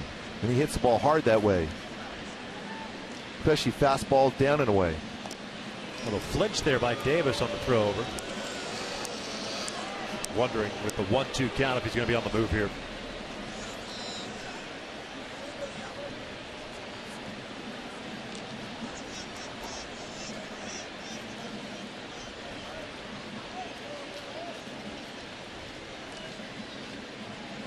He takes off, check swing, and the throw is not in time. They wanted to peel it first. He did not go, to C.B. Buckner. So the count even at 2 balls and 2 strikes. Pretty close to going on that pitch. Big jump. No chance for Iannetta to throw him out. And it looked like Cabrera from that angle did not cross the plate strong enough to stop that swing.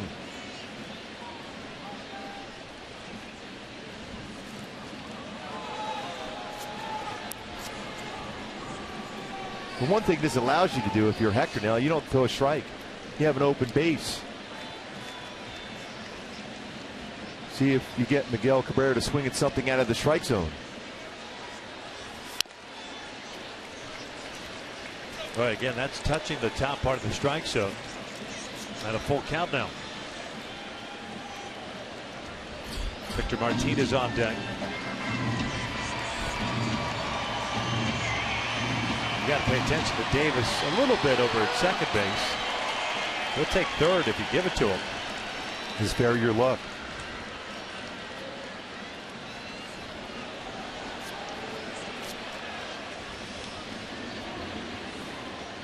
It's not even so much spinning around or doing a spin move. It's just, like you said, a couple of glances, change it up. 3-2 on the way. Cabrera fouls it off. That was the exact same spot as the pitch before that was called a ball.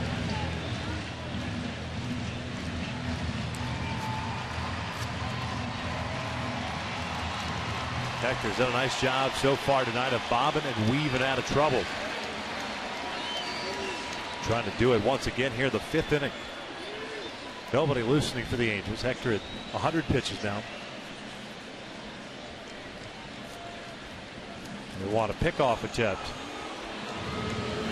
Jackson going in.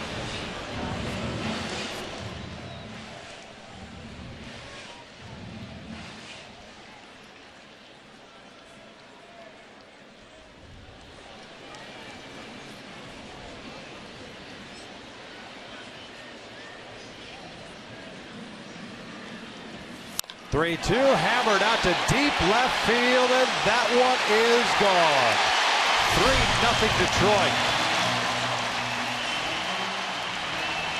Right over the heart of the plate, Cabrera hits his 17th of the year, now has 65 RBIs. And even though Victor Martinez is so good hit behind Miguel Cabrera, I don't think you have to throw him a strike. You have an open base. Challenged him a number of times. We'll take a look at the pitch-by-pitch sequence against Cabrera by Hector Santiago, who's had a lot of success against him throughout his career. First pitch fastball. Gets off the inside corner. Same thing, fouled. Away on a fastball. Fastball upstairs, not go. Fastball back in the upper part of the strike zone. Fastball, same exact spot swung at. And then a fastball coming back in again. But didn't get it in far enough. It was low enough. He was able to get the bat head out.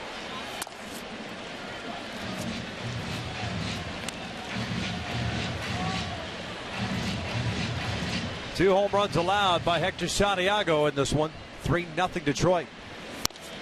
Now it's 2 balls, no strikes on Victor Martinez. I had a chance to talk to Kirk Gibson about Miguel Cabrera today and how good his swing is and how successful his swing is and what makes him so special. Let's talk about that whole plate coverage that he has. This one off the end of the bat, up the middle. Jackson with a diving stop, and they're not going to get Victor. So an infield base hit with 1 out here the 5th.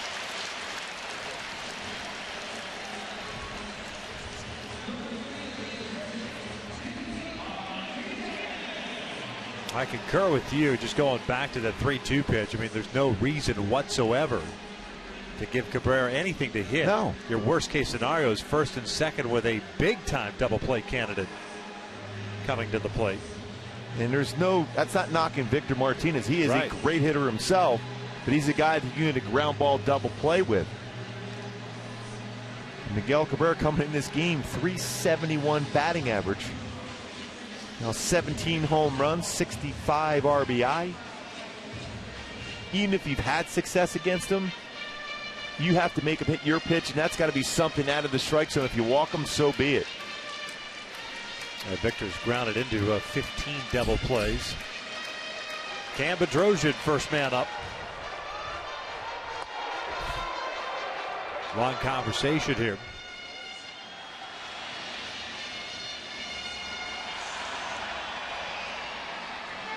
And as weird as it sounds, Victor, when Rajai Davis steals second base, that almost gives you an opportunity to throw whatever pitch you want at that point and never throw for a strike.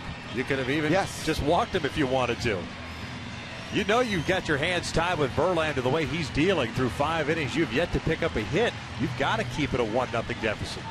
Yeah, you mentioned the way Verlander's throwing. He's throwing the ball exceptionally well.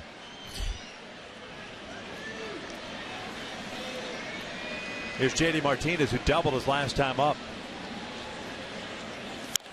He skies one high and deep to left field.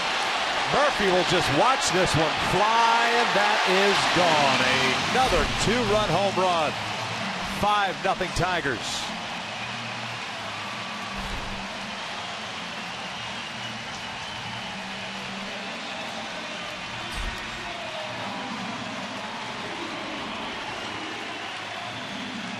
For Martinez, that's his 34th of the season.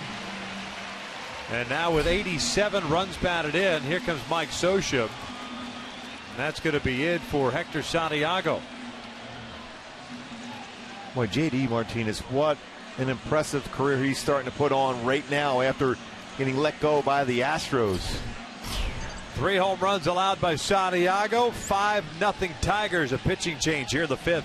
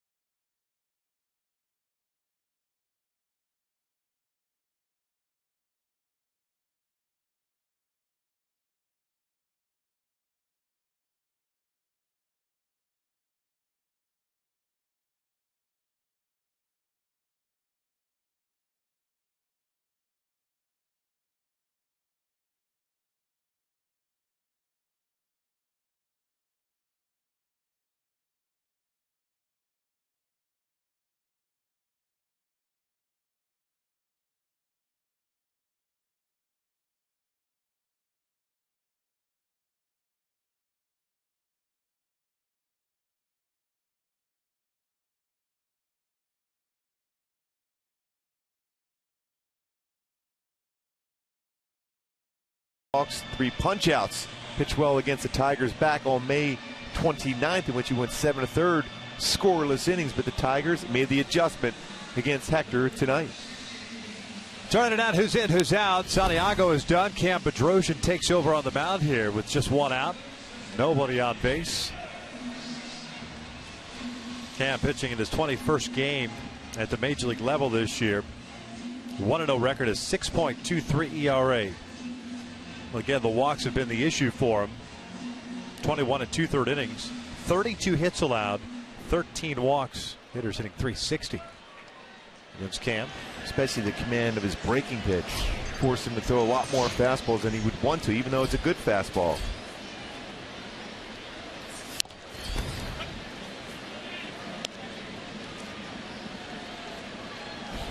Castellanos 1 for 2, a home run in the second, a fly ball to center in the 4th inning.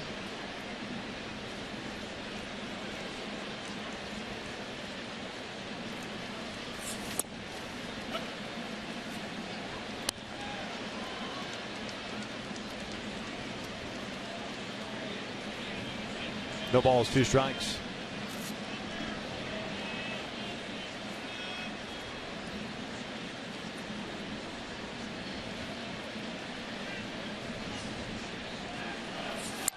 Castellanos shoots one down the right field line. This one slicing out of play. And again, this is going to force Mike Scioscia to get a number of innings out of the bullpen once again. It's been a trend now since Weaver's 2 starts ago for Weaver at home against the White Sox. A number of multiple innings out of the bullpen. Starters around that 5-inning mark or less for quite a bit.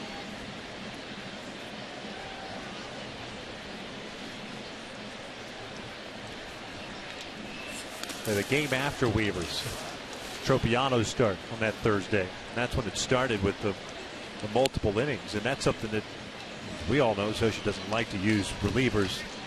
Hasn't liked to use relievers multiple innings. Usually likes to bring them in with clean innings. Yeah, going into that homestand in the beginning part, especially when they threw the ball well in those first 3 games against the White Sox. Starters ERA 3rd best in the American League. And amongst the leaders as far as innings for the starters. 2 balls, 2 strikes. Yeah, the Angels starters ERA coming into tonight had jumped up to 3.97. It's gone up again. Bedrosian's last outing was on Saturday against Toronto when an inning and 2/3 gave up 3 runs on 6 hits. 2-2 to the Tiger third baseman. That's a called strike 3. 2 outs. Well, he painted the outside corner at 95 for Bedrosian. Perfect mechanics, good follow through on that one. Hitting the outside corner. The perfect spot. Outside corner at the knees, 95.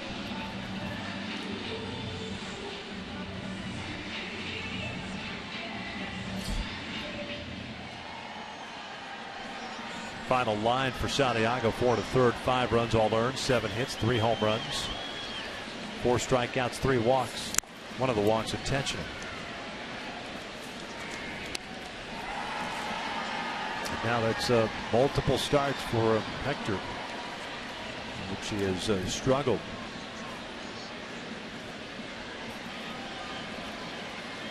Last win on July the 20th. Since then, 3 losses, 3 no decisions. A lot of no decisions on the season itself for Hector. Coming in this game, 25 games, 24 starts, is 14 decisions. Which is a lot of no decisions, especially for an American League pitcher. Reason why? A lot of pitches thrown during those 5, 6, sometimes 7 innings pitched.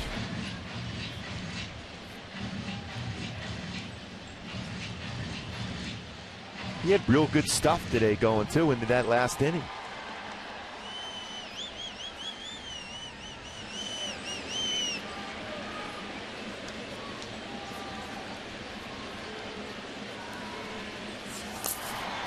Two balls, 2 strikes.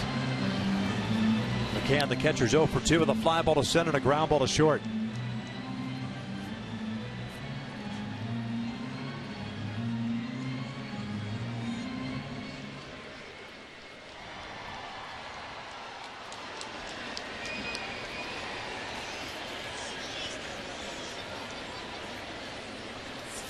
Ground ball up the middle. Jackson to his right has it. Inning over, but not before the Tigers drop a 4 spot on the Angels. A pair of 2-run home runs. Went to the 6th. The Angels down 5-0.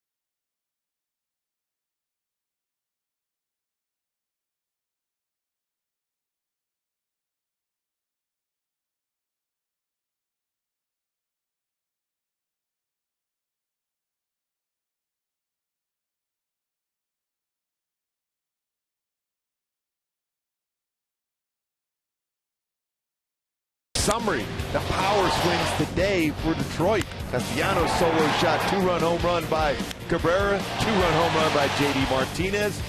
Justin Verlander has been dominant so far. He's had the fastball working upstairs, getting some swing and miss. 3 of them of 5 innings of no-hit baseball so far for the Tigers and Justin Verlander. 55 pitches, 1 base runner, the walk to Caleb Coward. That is it for the Angels. Still looking for that first hit. He'll face the bottom third of the order. Iannetta, Coward, and Jackson. Look at the difference in the pitch count. 55 for Verlander. Hector was over 100. Didn't quite get through that 5th inning.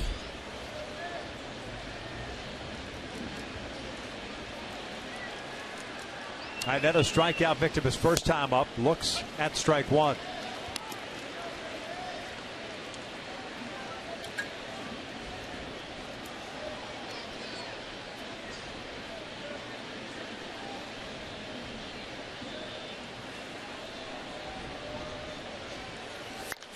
Lifted in the air. Down the right field line. Kinsler cuts across. 1 down.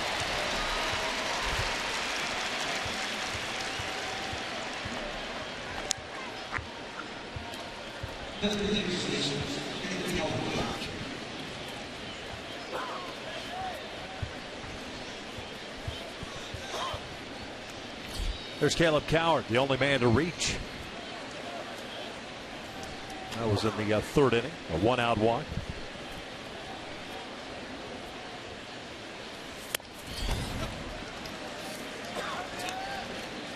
What difference for Verlander tonight when you look at his splits in this season with no runners on, batting average 208 with runners on 320. We've only had 1 runner on this entire game, and that was Coward with a walk.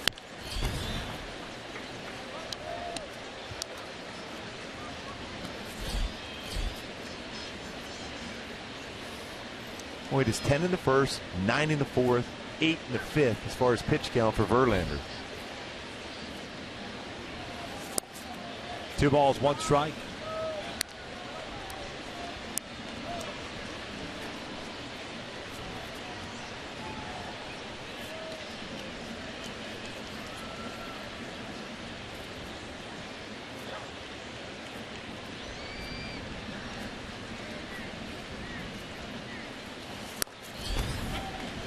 Big fastball. Bottom part of the zone. And it's 2 balls, 2 strikes. Well, so far in this game, all 4 of his pitches coming out of the exact same arm slot.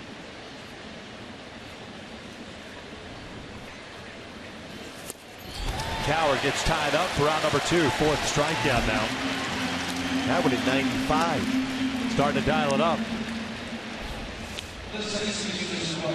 An exact spot where McCann wanted that fastball thrown.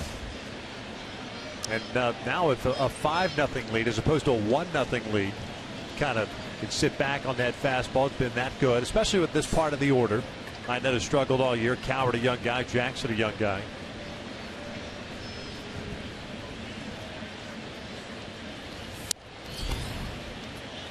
Boy, it's vintage Verlander. As the game progresses, he's getting more velocity. It's back-to-back 95-mile-an-hour fastballs. His 2 best fastballs of the game.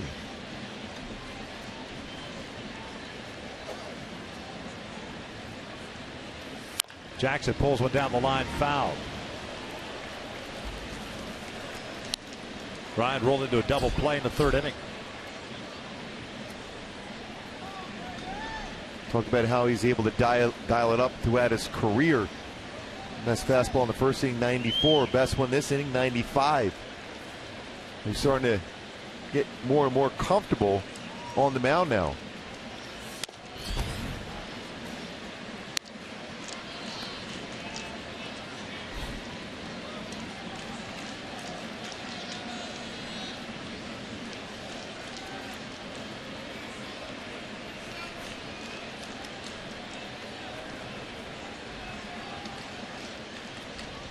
Two balls, 1 strike with 2 outs here in the 6th inning. The Angels still looking for that first hit.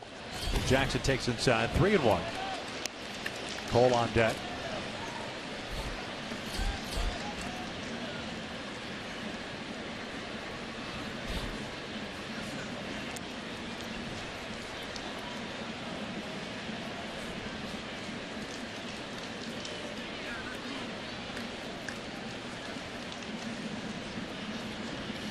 Three-one down the line, foul. Full count. We've done that a couple of occasions, especially with the young guys, where he's elevated that fastball. And you got to swing at it. It's a strike, or at least very close enough to be a strike. I'm going to imagine he's going to go right back with another fastball. 3-2 on the way. There it is. That one now at 96. It's amazing that he's been able to do that for such a long period of time.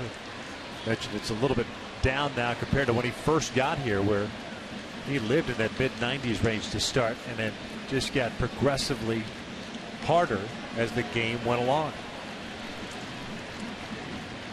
Now the 3-2. Jackson strikes out swinging, and the Angels go down in order and is still to pick up a hit through 6. We'll head to the bottom of the inning. Tigers still on top.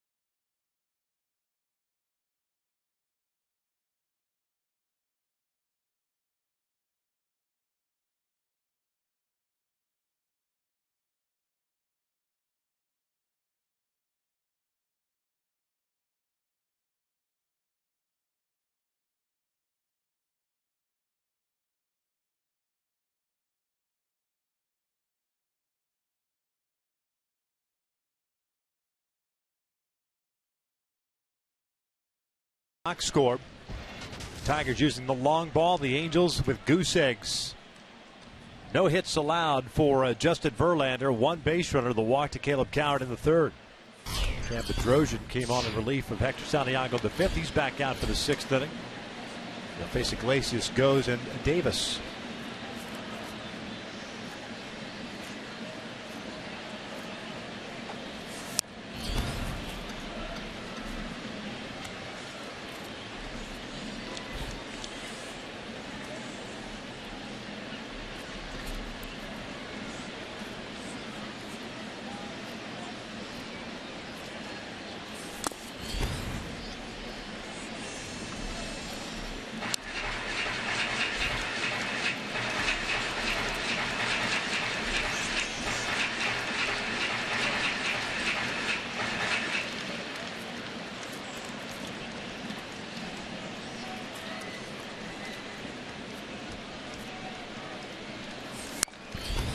Caught the outside corner, 3-1. Iglesias with a couple of walks tonight.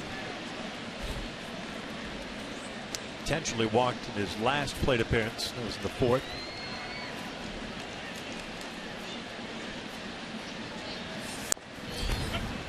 Full count.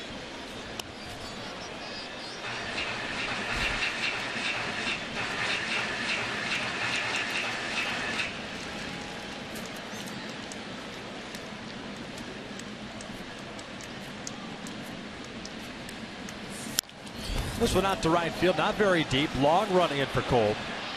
One down. Good read off the bat by Cole Calhoun in right field to track that one down. Hey, fans, join us on Filipino Heritage Night. That is September the 5th. Angels will be taking on the Rangers, and that's a 6:05 start. Get your Filipino package online to receive a Filipino Angels hat and enjoy your pregame entertainment in the Gate 1 Music Garden. To purchase your package and for more info, visit angels.com/Filipino. One out, nobody on, and Anthony Goes at the plate. Center fielder. Twice is grounded out.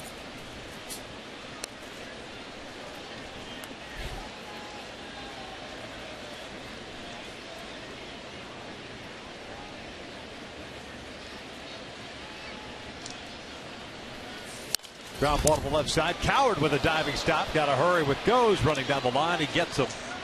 Two down. With that strong throwing arm that Coward has, able to get Goes. Dive, showing good range.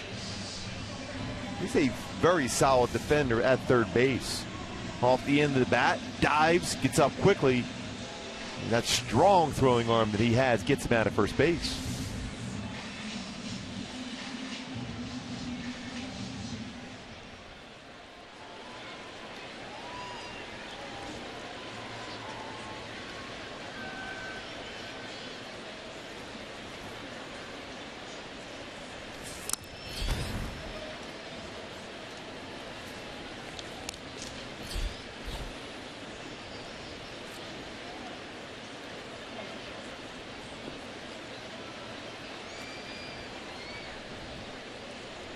Rajai Davis 1 for 3, flared a single in the fifth to start that 4-run fifth inning. This one down the line and out of play.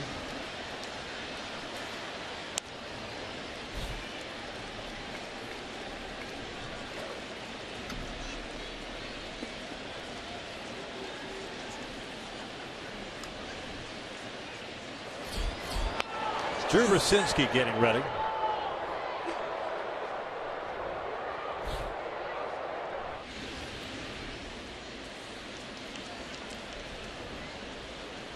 One.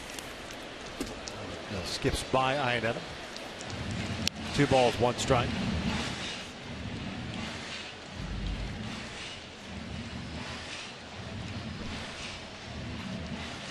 All 5 of the runs for Detroit via the long ball tonight.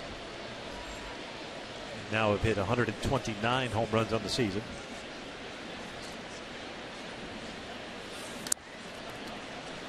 Three and one. Toronto and Texas tied at 2. That game in the fourth. Baltimore and Kansas City tied at 2, also in the fourth. Houston won. They defeated the Yankees 6-2 earlier today. Minnesota and the Rays tied at 2. The game's in the 6th inning. Minnesota's really playing good baseball once again. Big rip by Davis, fouls it back, full count. Won 5 in a row. And they, at the start of the day, tied with the Angels, right behind Texas for that second wild card. It's about a half game back. You've got the Orioles, the Rays, 2.5 back. Chicago 5, Cleveland, Detroit 5.5.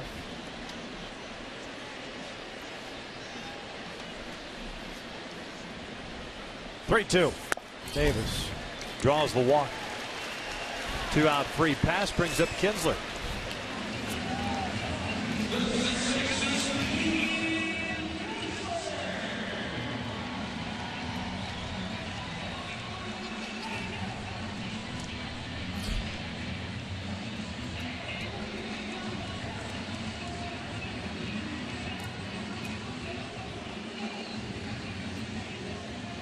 Kinsler tonight tripled in the first, reached on the error by Jackson on the pop-up in the third, and popped out to Ibar in the fifth.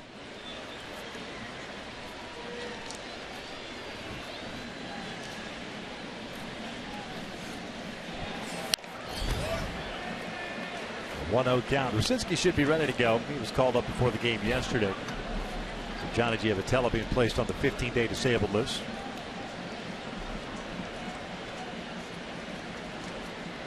Can't imagine we'll see the birthday boy Trevor Gott pitch today, celebrating his 23rd today.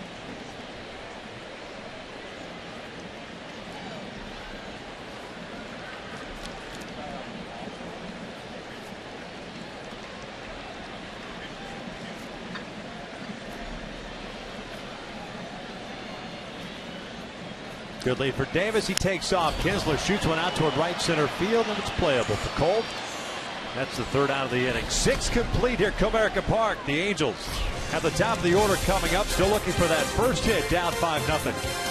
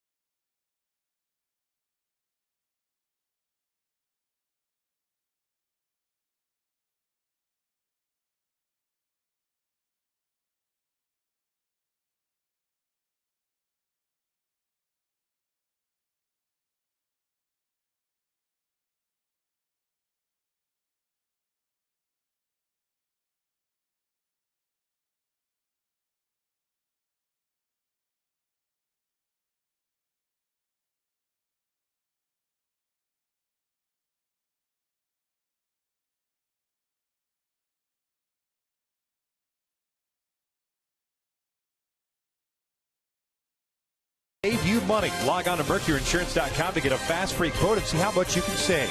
By the Palazzo, Las Vegas, where every key unlocks a suite. And by Hyundai. The summer clearance is going on now at your Hyundai dealer. Visit buyhyundai.com today. Top of the 7th at Comerica Park. 3 home runs for the Tigers, giving them a 5-0 lead. And Justin Verlander's gone to a different gear. He's yet to allow a hit through 69 pitches. 5 strikeouts, 1 walk. The only base runner in the third. He has faced the minimum because of a double play ball that Jackson hit it to end the third inning. Cole takes a strike on the outside corner. That one was up and away from the zone. He's had a pretty good feel for his changeup throw on that first pitch also. The last inning, threw a number of fastballs at 95, then dial it up to 96. Vintage Verlander. Cole 0 for 2. Struck out in the first, a fly ball to left in the 4th inning. back-to-back. So it's a 1-ball, 1-strike count. Outfield playing shallow in center and in left. That's Goes and Davis respectively. Goes shading Calhoun toward the alley in left center. Castellanos in at third base. It's about even with the grass. 1-1. Outside, 2 balls and a strike. One day key for this game for the Angels to be successful against Verlander. Shout it out loud, square up some baseballs. That certainly has not been the case against Verlander tonight. Fastball command outstanding. So as his changeup, curveball, and slider.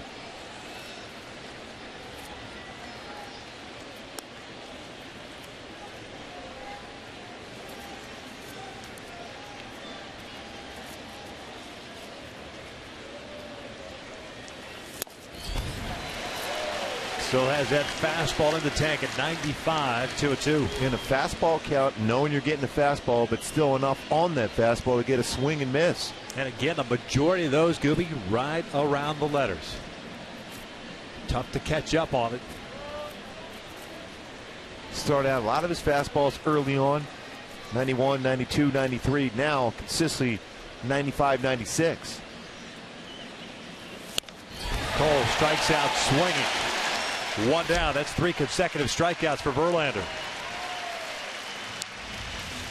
And going back inside, McCann setting that target, and he's hit the target almost everywhere McCann has put up that target. Trout doesn't swing at the first pitch a lot, but if I'm Mike Trout, I'm swinging at the first pitch fastball. Why work counts when a guy's been around the strike zone the entire game? Only 74 pitches thrown for Verlander. Trout a fly ball to right and a ground ball to short. Iglesias with a nice play to the back end as Trout looks at an off-speed pitch for strike 1.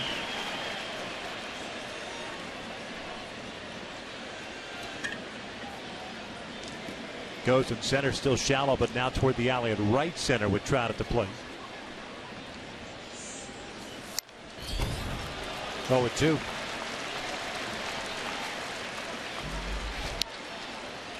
Faced 20 batters in this game, 14 first pitch strikes for Verlander.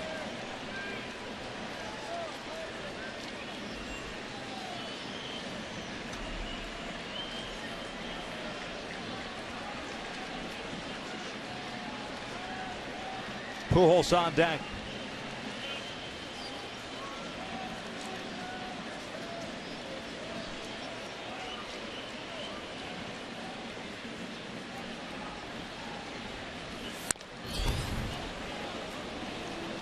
That's that tantalizing fastball that Angel hitters tonight have just not been able to lay off of.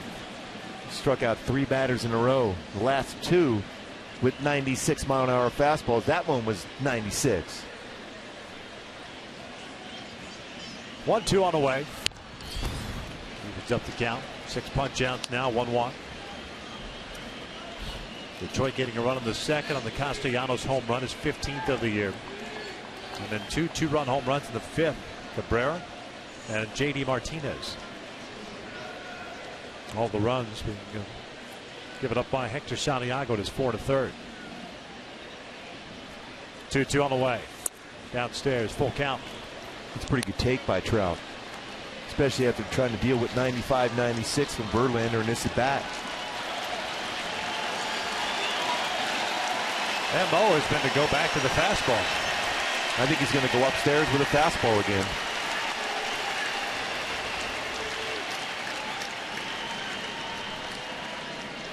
Three-two on the way now. And he throws him a breaking ball, and Trout goes down looking. 2 outs. I think Trout was thinking fastball upstairs. He got a slider instead. And it paints the outside corner. Look at our pitch by pitch. Curveball, first pitch, strike. Fastball, foul straight back by Trout. And fastball upstairs. Another fastball upstairs. 2-2 count. Then a breaking ball off the outside corner. Then Trout thinking fastball, gets a slider right on the outside corner. According to our Fox tracks, it was a strike. So Albert now up with the bases clear, and that's 4 consecutive strikeouts. And Pujols looks at a breaking ball for a strike. This isn't something new that all of a sudden he's been able to throw the breaking pitches for a strike. He established that very early in this game. breaking ball and the changeup. He's got a great feel for those pitches. 0-1. Albert takes a strike, 0-2. Pujols, a fly ball to center and a little comeback into the mound in the fourth. He's not wasting any time. He's not moving far off that pitching rubber. You know he senses it. He's been there before. Yeah, twice before. Last one on May 7th of 2011. 0-2 to Albert. Albert protects him. Slices one foul. That one at 97.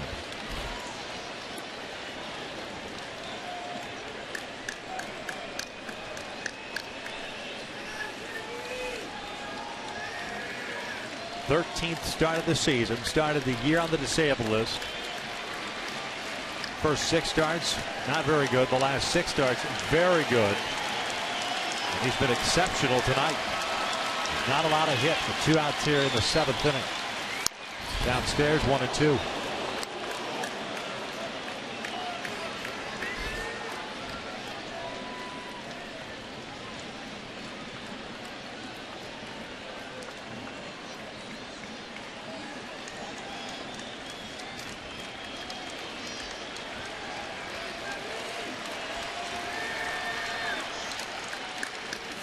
Albert strikes out swinging, and Verlander strikes out the side here, the 7th. Stretch time in Detroit. They're on their feet. Verlander is yet to allow a hit, and the Tigers lead at 5-0.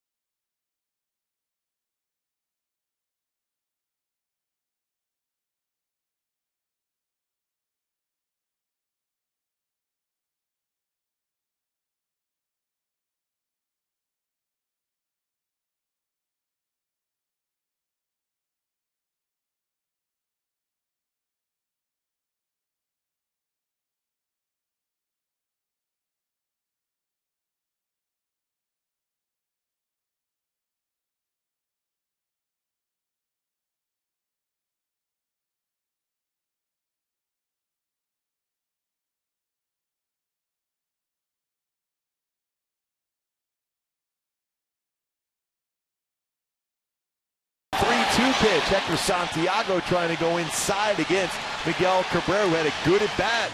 Good pitch sequence against him. Gets that bat head out. Hits a 2-run home run for Miguel Cabrera. Cabrera will lead things off here in the 7th inning. He'll be followed by Victor Martinez, then J.D. Martinez as Drew Rosinski takes over on the mound for Cam Bedrosian. 4th game of the year for Rosinski at the major league level.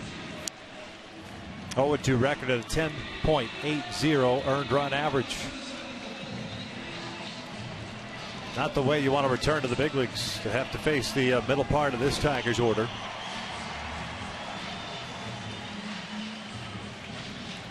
Drew, 26 years of age, pitching down in the minor leagues this year. He's been called up a couple of times already by the Angels. At Salt Lake, 5-6 with a 5.68 ERA in 20 starts. Cabrera fouls the first one straight back. Cam Bedrosian tonight went an inning and 2/3, 1 strikeout, 1 walk.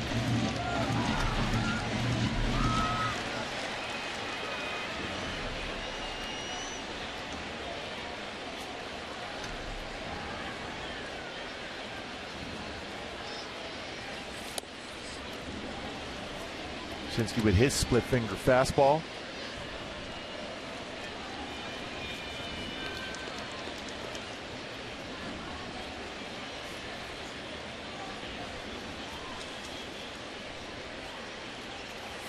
Cabrera fouls it off.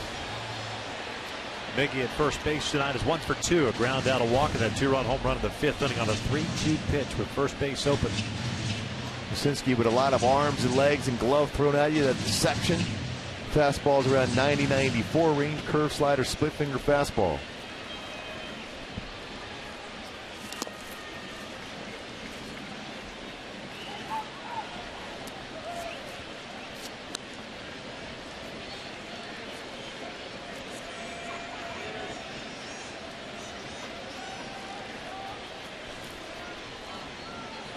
Two. Cabrera takes a called strike 3, and there's out number 1. It's a good slider for Sinski. Especially when Cabrera has not seen him before. Tight slider, outside part of the plate.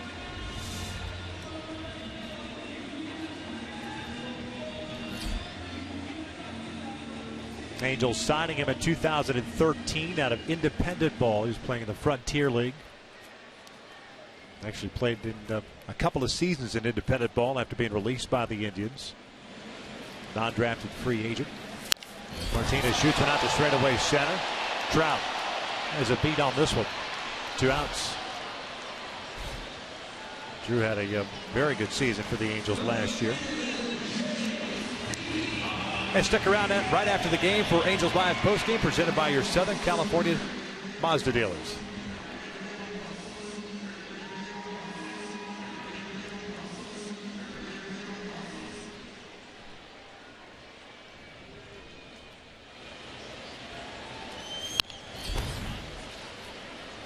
JD Martinez with a couple of hits, a double and a 2-run home run. He's 2 for 3. Looking ahead to the Angels' 8th. Murphy, Ibar, and Crone to face Verlander, who has faced the minimum 21 batters through 7 because of a double play that Jackson hit into after the walk to Cowart in the 3rd inning. Remember a couple of years ago, Eric Ibar came to the plate when Verlander had a no-hitter going deep in the game. I think it was the 8th inning in that game also. He'll be up next inning. Laid down that bunt. Now that game was tighter than this. Yeah, it was like a 1-0, 2-0 game. Right. Verlander wasn't real happy about it, that's for sure. No. Exchanged words. Verlander, once he got taken out of the game, said some stuff to Ibar. 1-2 down and away. 2 balls and 2 strikes.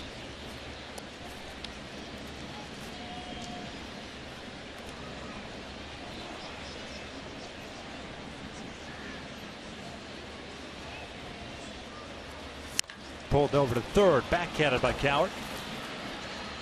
Brzezinski with a 1, 2, 3, 7th. We will head to the 8th inning. The Angels still looking for that first hit and down 5-0.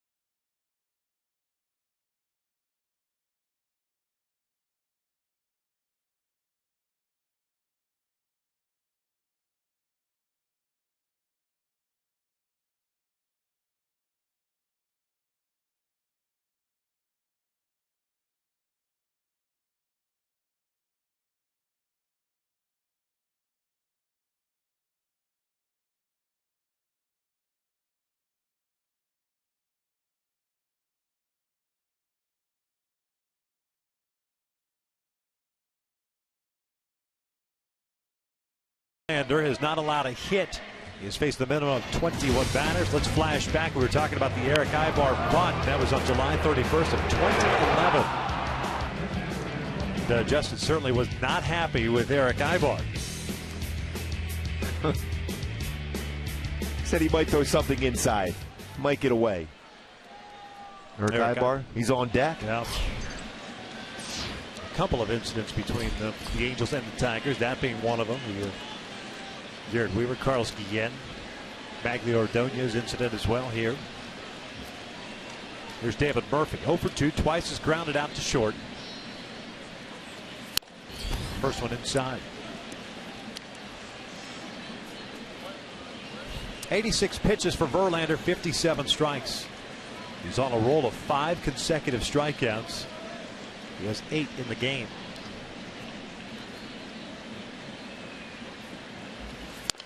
Two and 0.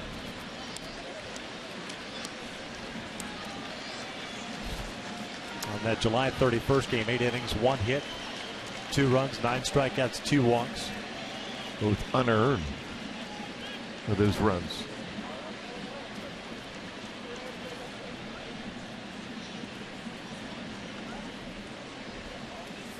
Three and 0. We thought at the time when Ibar dropped that bunt, the way Verlander threw that, there was a potential for that to be called an error on Verlander. Exactly. They called it a hit. And then obviously the error allowing Ibar to go to second. 3-0 to Murphy. And there's a 4-pitch walk. So the second base run of the game. And we'll bring up Ibar. He had struck out 5 straight batters before that walk. And I tell you what, 2 incredibly nasty pitches to Trout and to Pujols to pick up the last 2 strikeouts to finish off the 7th. Castellanos in on the grass at third.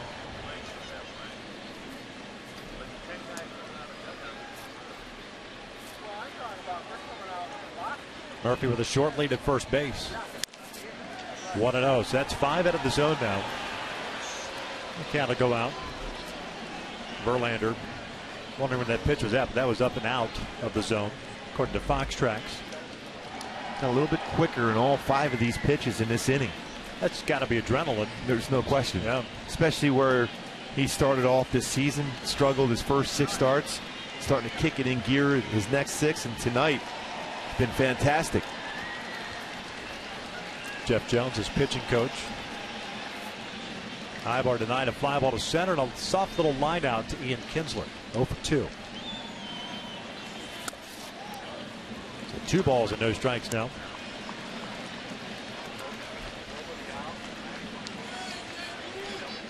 Jeff Jones made quite a few visits to the mound last night. None so far tonight. No. Another one out of the strike zone. You might see him go out and have a quick conversation. Got a first-class seat as a spectator tonight. Ibar fouls it back. Good rip on a 2-0 pitch. Still, that was good on the velocity for Verlander, 96.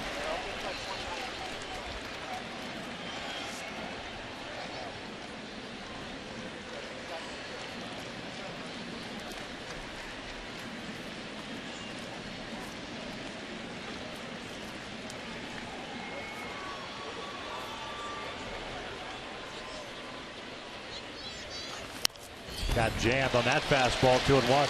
Pardon me, 2-2.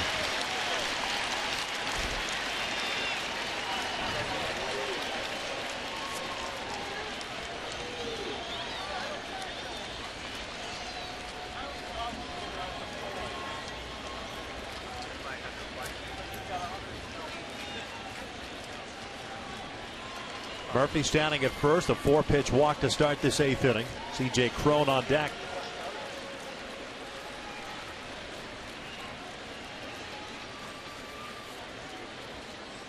Two on the way. Foul back. A little bit of a hanging breaking ball. Sorry, Gooby. There's some murmurs going through the ballpark. But as Verlander comes set, all of a sudden there's a hush among the crowd. 31,000 938. Here they clap, and then there's quiet. Collective gasp as the pitch is being delivered. Ground ball to second base. Kinsler feeds Iglesias, a relay back in time, a double play. 2 outs. Murphy, it appeared as if he was starting to go on that pitch, ended up stopping. Yeah, he was thinking about going, then stops. And Iglesias, with his throwing arm, that's going to be completed, that 4-6-3 double play. Verlander pumped up after he got that ground ball double play. 2 in the game for Verlander. He's back to the minimum again.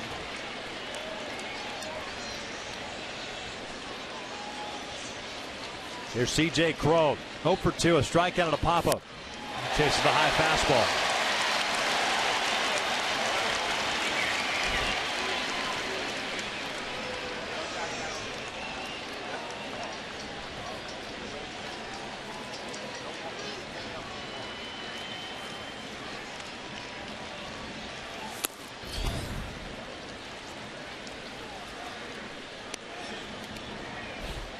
'97 pitch of the game for Verlander. That one at 96, maintaining his velocity.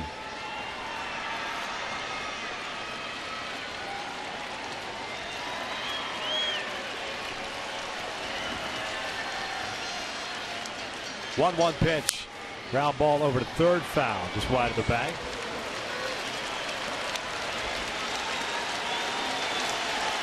And now the opposite with 2 strikes and 2 outs and nobody on. They're on their feet here at Comerica.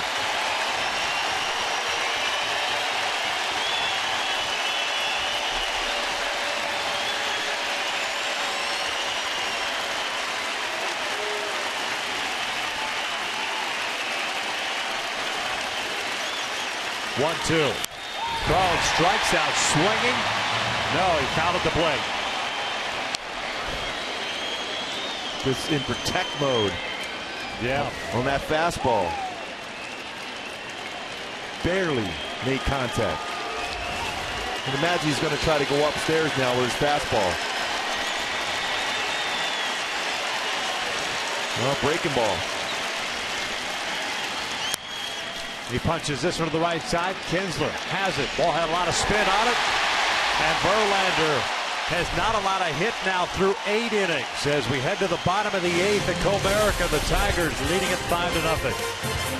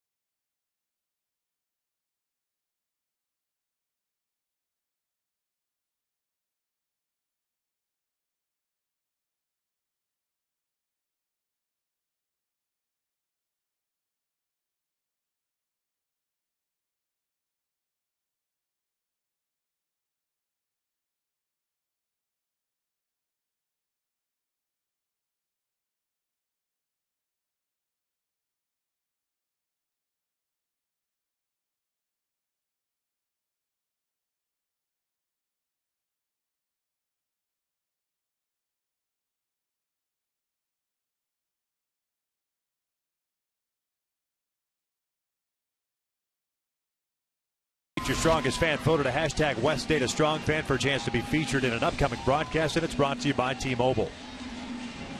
Drew Rosinski back out for his second inning of work. 5-0 Tigers. The story, not necessarily the long ball that the Tigers have hit, although 3 of them tonight. Justin Verlander is yet to allow a hit to the Angels through 8 innings. 8 strikeouts, 2 walks. He has faced the minimum 24 batters with help of a couple of double play balls. And we showed that graphic early in the game of Verlander, not a lot of run support, but at this point with the 5 runs he has on the board offensively, he's okay with his batters making some quick outs here to get back out to that mound. Ground ball towards second. That one off the side of the mound. Jackson will throw out Castellanos for round number 1.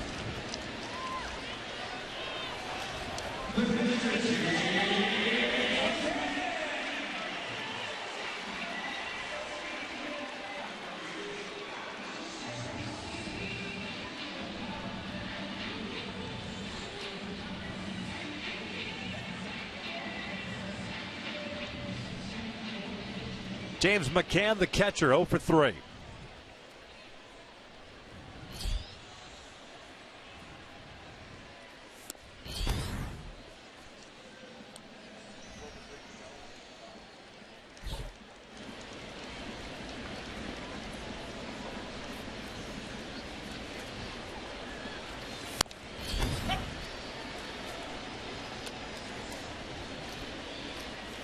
Halos in the 9th. Have the bottom third of their order due up. Iannetta, Coward, and Jackson. Barring a pinch hitter. You have David DeJesus, Shane Victorino.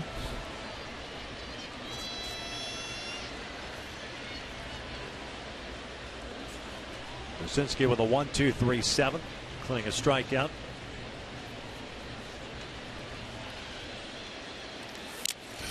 That hit him. With the right hand. McCann will take his base. Runs that one inside. Right hand.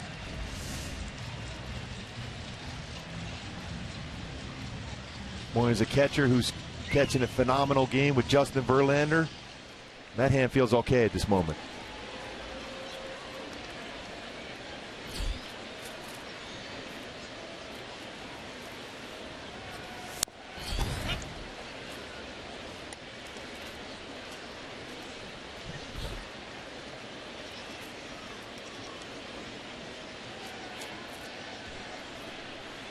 Iglesias 2 walks and a fly ball to right.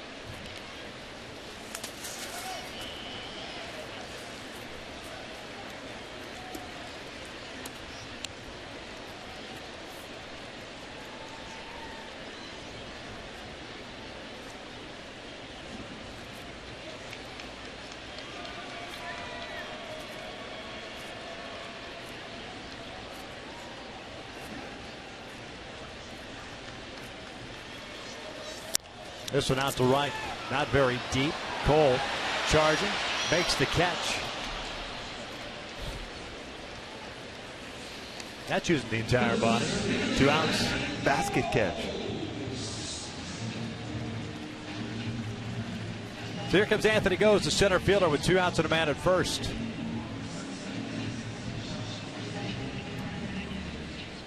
As per the norm, not a lot of people around Verlander.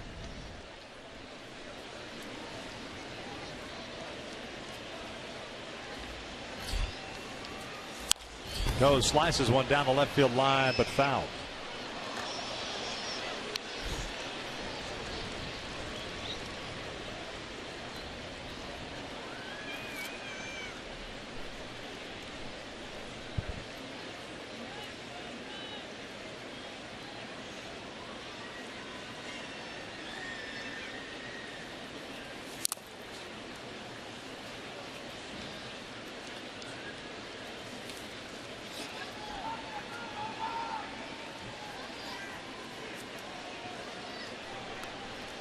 No balls, 2 strikes.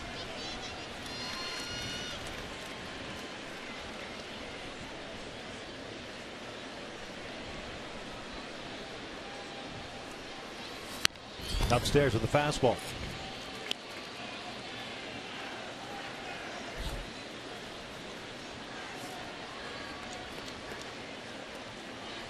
7 hits for the Tigers, 4 of which occurred in the 5th inning. A game that Hector Santiago has thrown very well. Got away from him in that 5th in particular, with Rajay Davis taking second base, Kinsler having popped out. A home run to Miguel Cabrera, Martinez singled, then a home run to J.D. Martinez. And that's the only cushion that Justin Verlander needed. He didn't need the 4 runs in that inning. He was already up 1-0. One's in tight. 2 balls, 2 strikes. He's been great getting ahead of the count, Verlander, this entire game. His changeup has worked well. His curveball, slider always, but his velocity on his fastball, excellent, especially as the game has progressed. Talked about vintage Verlander, the velocity picking up as the game got deeper. Full count now. Rucinski wants to do baseball. McCann will take off the next pitch.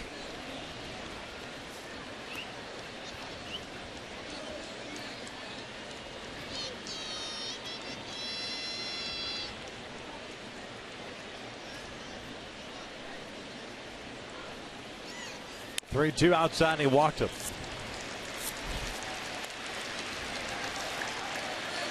So 2 on, 2 outs. And Rajay Davis coming up.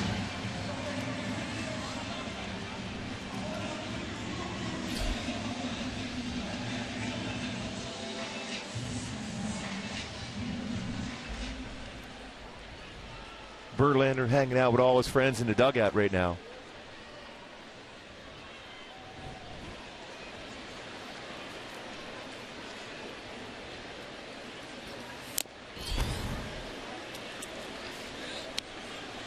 I'd imagine internally the clock is ticking and you're just, all right, it's time to go back out there now. Oh, yeah. Let's go. Let's make the 3rd out. No more runs needed. Especially for someone who's done it before.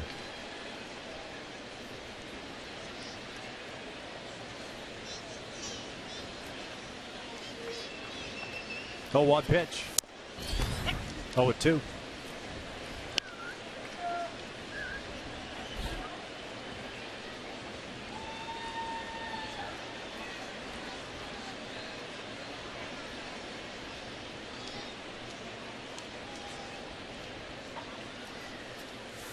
Davis checked his swing.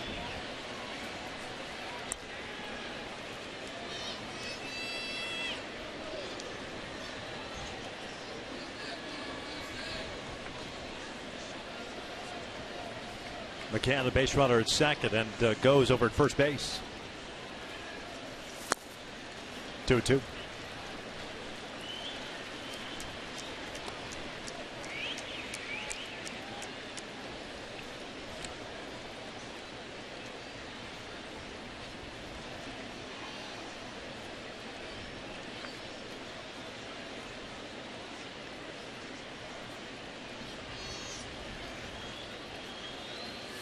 Davis lifts one down the right field line.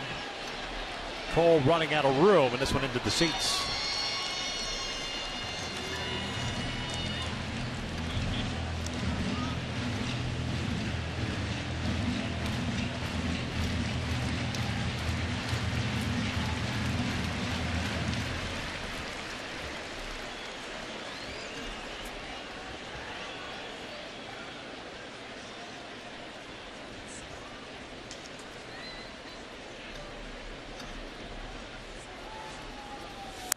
Davis, a little comeback into the mound. Rucinski bobbles it, flips it underhand to Pujols, and they got him at first. Albert comes up limping, and they might review this. They're going to hang on. Dale Scott is holding Rucinski and the Angels here, while Brad Ausmus and the Tigers take a look at it downstairs. See if he. Oh, that's going to be close. Looked like he kept the foot there. Verlander said, "Don't worry about it." Yeah, Verlander doesn't care about it. He wants to go. He's already out on the mound. Yeah. He's like, no, we're good. That's good. I got enough runs. Looks like that's going to be the 3rd out, at least according to Justin Verlander. He's glaring in. Absolutely, and they are waving it off. We will head to the ninth. Verlander is yet to allow a hit. 5-0 Tigers.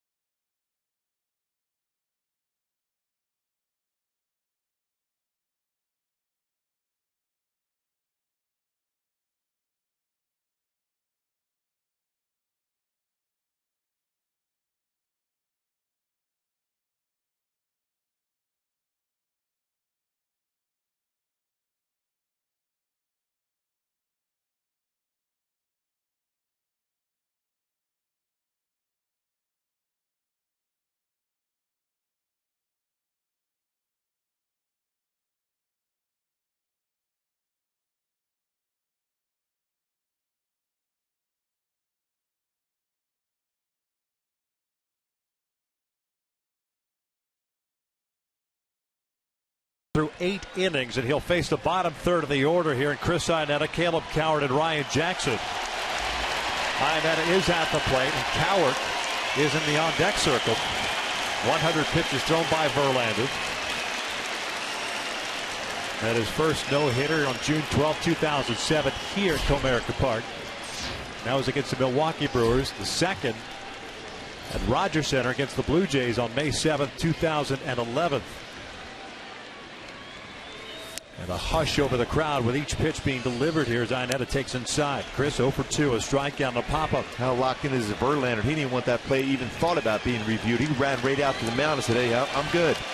It's one way to take it out of the manager's hands, that's for sure.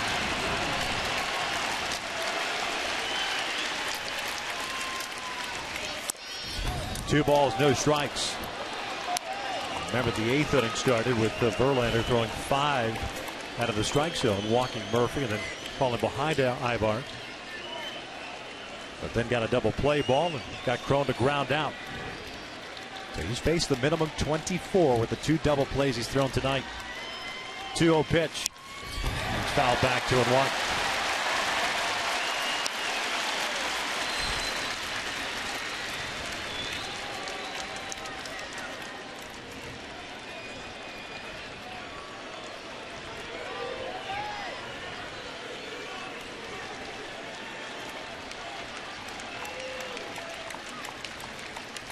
Two one.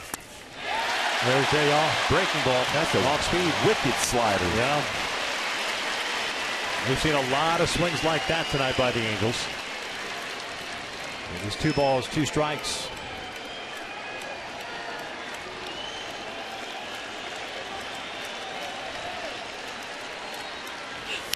Iannetta rips one down the left field line. That is a fair ball right on the chalk.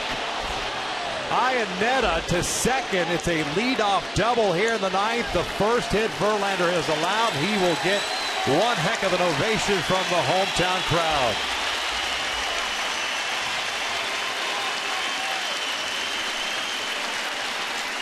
Third base umpire Dan Iasonia right on the line, and you saw the chalk fly right up. Yeah, that fastball just ran inside, and Chris Iannetta turns on it right on the chalk for a double. Boy, that close to still be in position to get a no-hitter. He was vying to become the 6th pitcher ever to have 3 or more no-hitters in their career. Nolan Ryan, of course, leading the way with 7. Sandy Koufax with 4. And Larry Corcoran, Bob Feller, Cy Young, each with 3. But a leadoff double dashes that hope as Cowart takes a strike, and it's 0-2.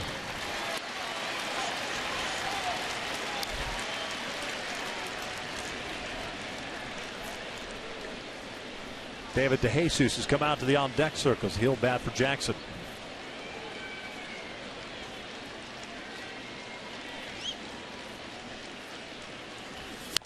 Coward goes down swinging one away. Go back to that double by Chris, Scooby.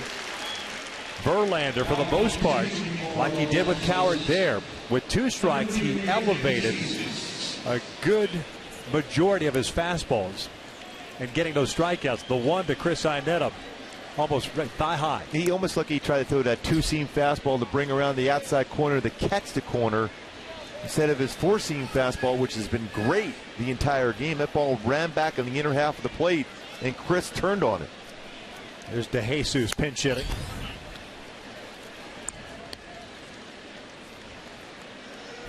.237 average on the season. He's 4 for 19 as a pinch hitter.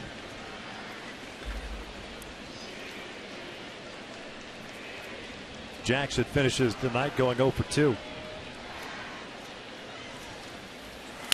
David breaks his bat, pops one up on the infield. Iglesias underneath it. 2 down.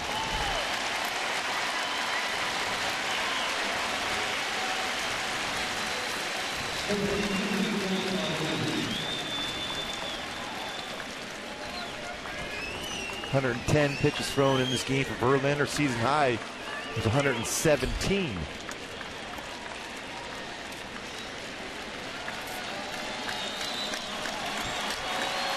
There's Cole Calhoun. Lead off, that is 0 for 3. Angels down to the last out here tonight.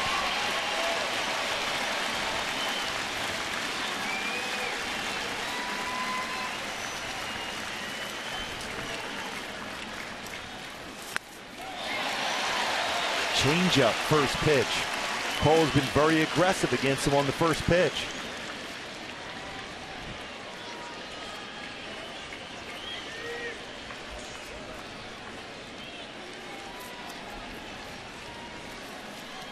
Cole 0 for 3 with a couple of strikeouts and a fly ball to left field.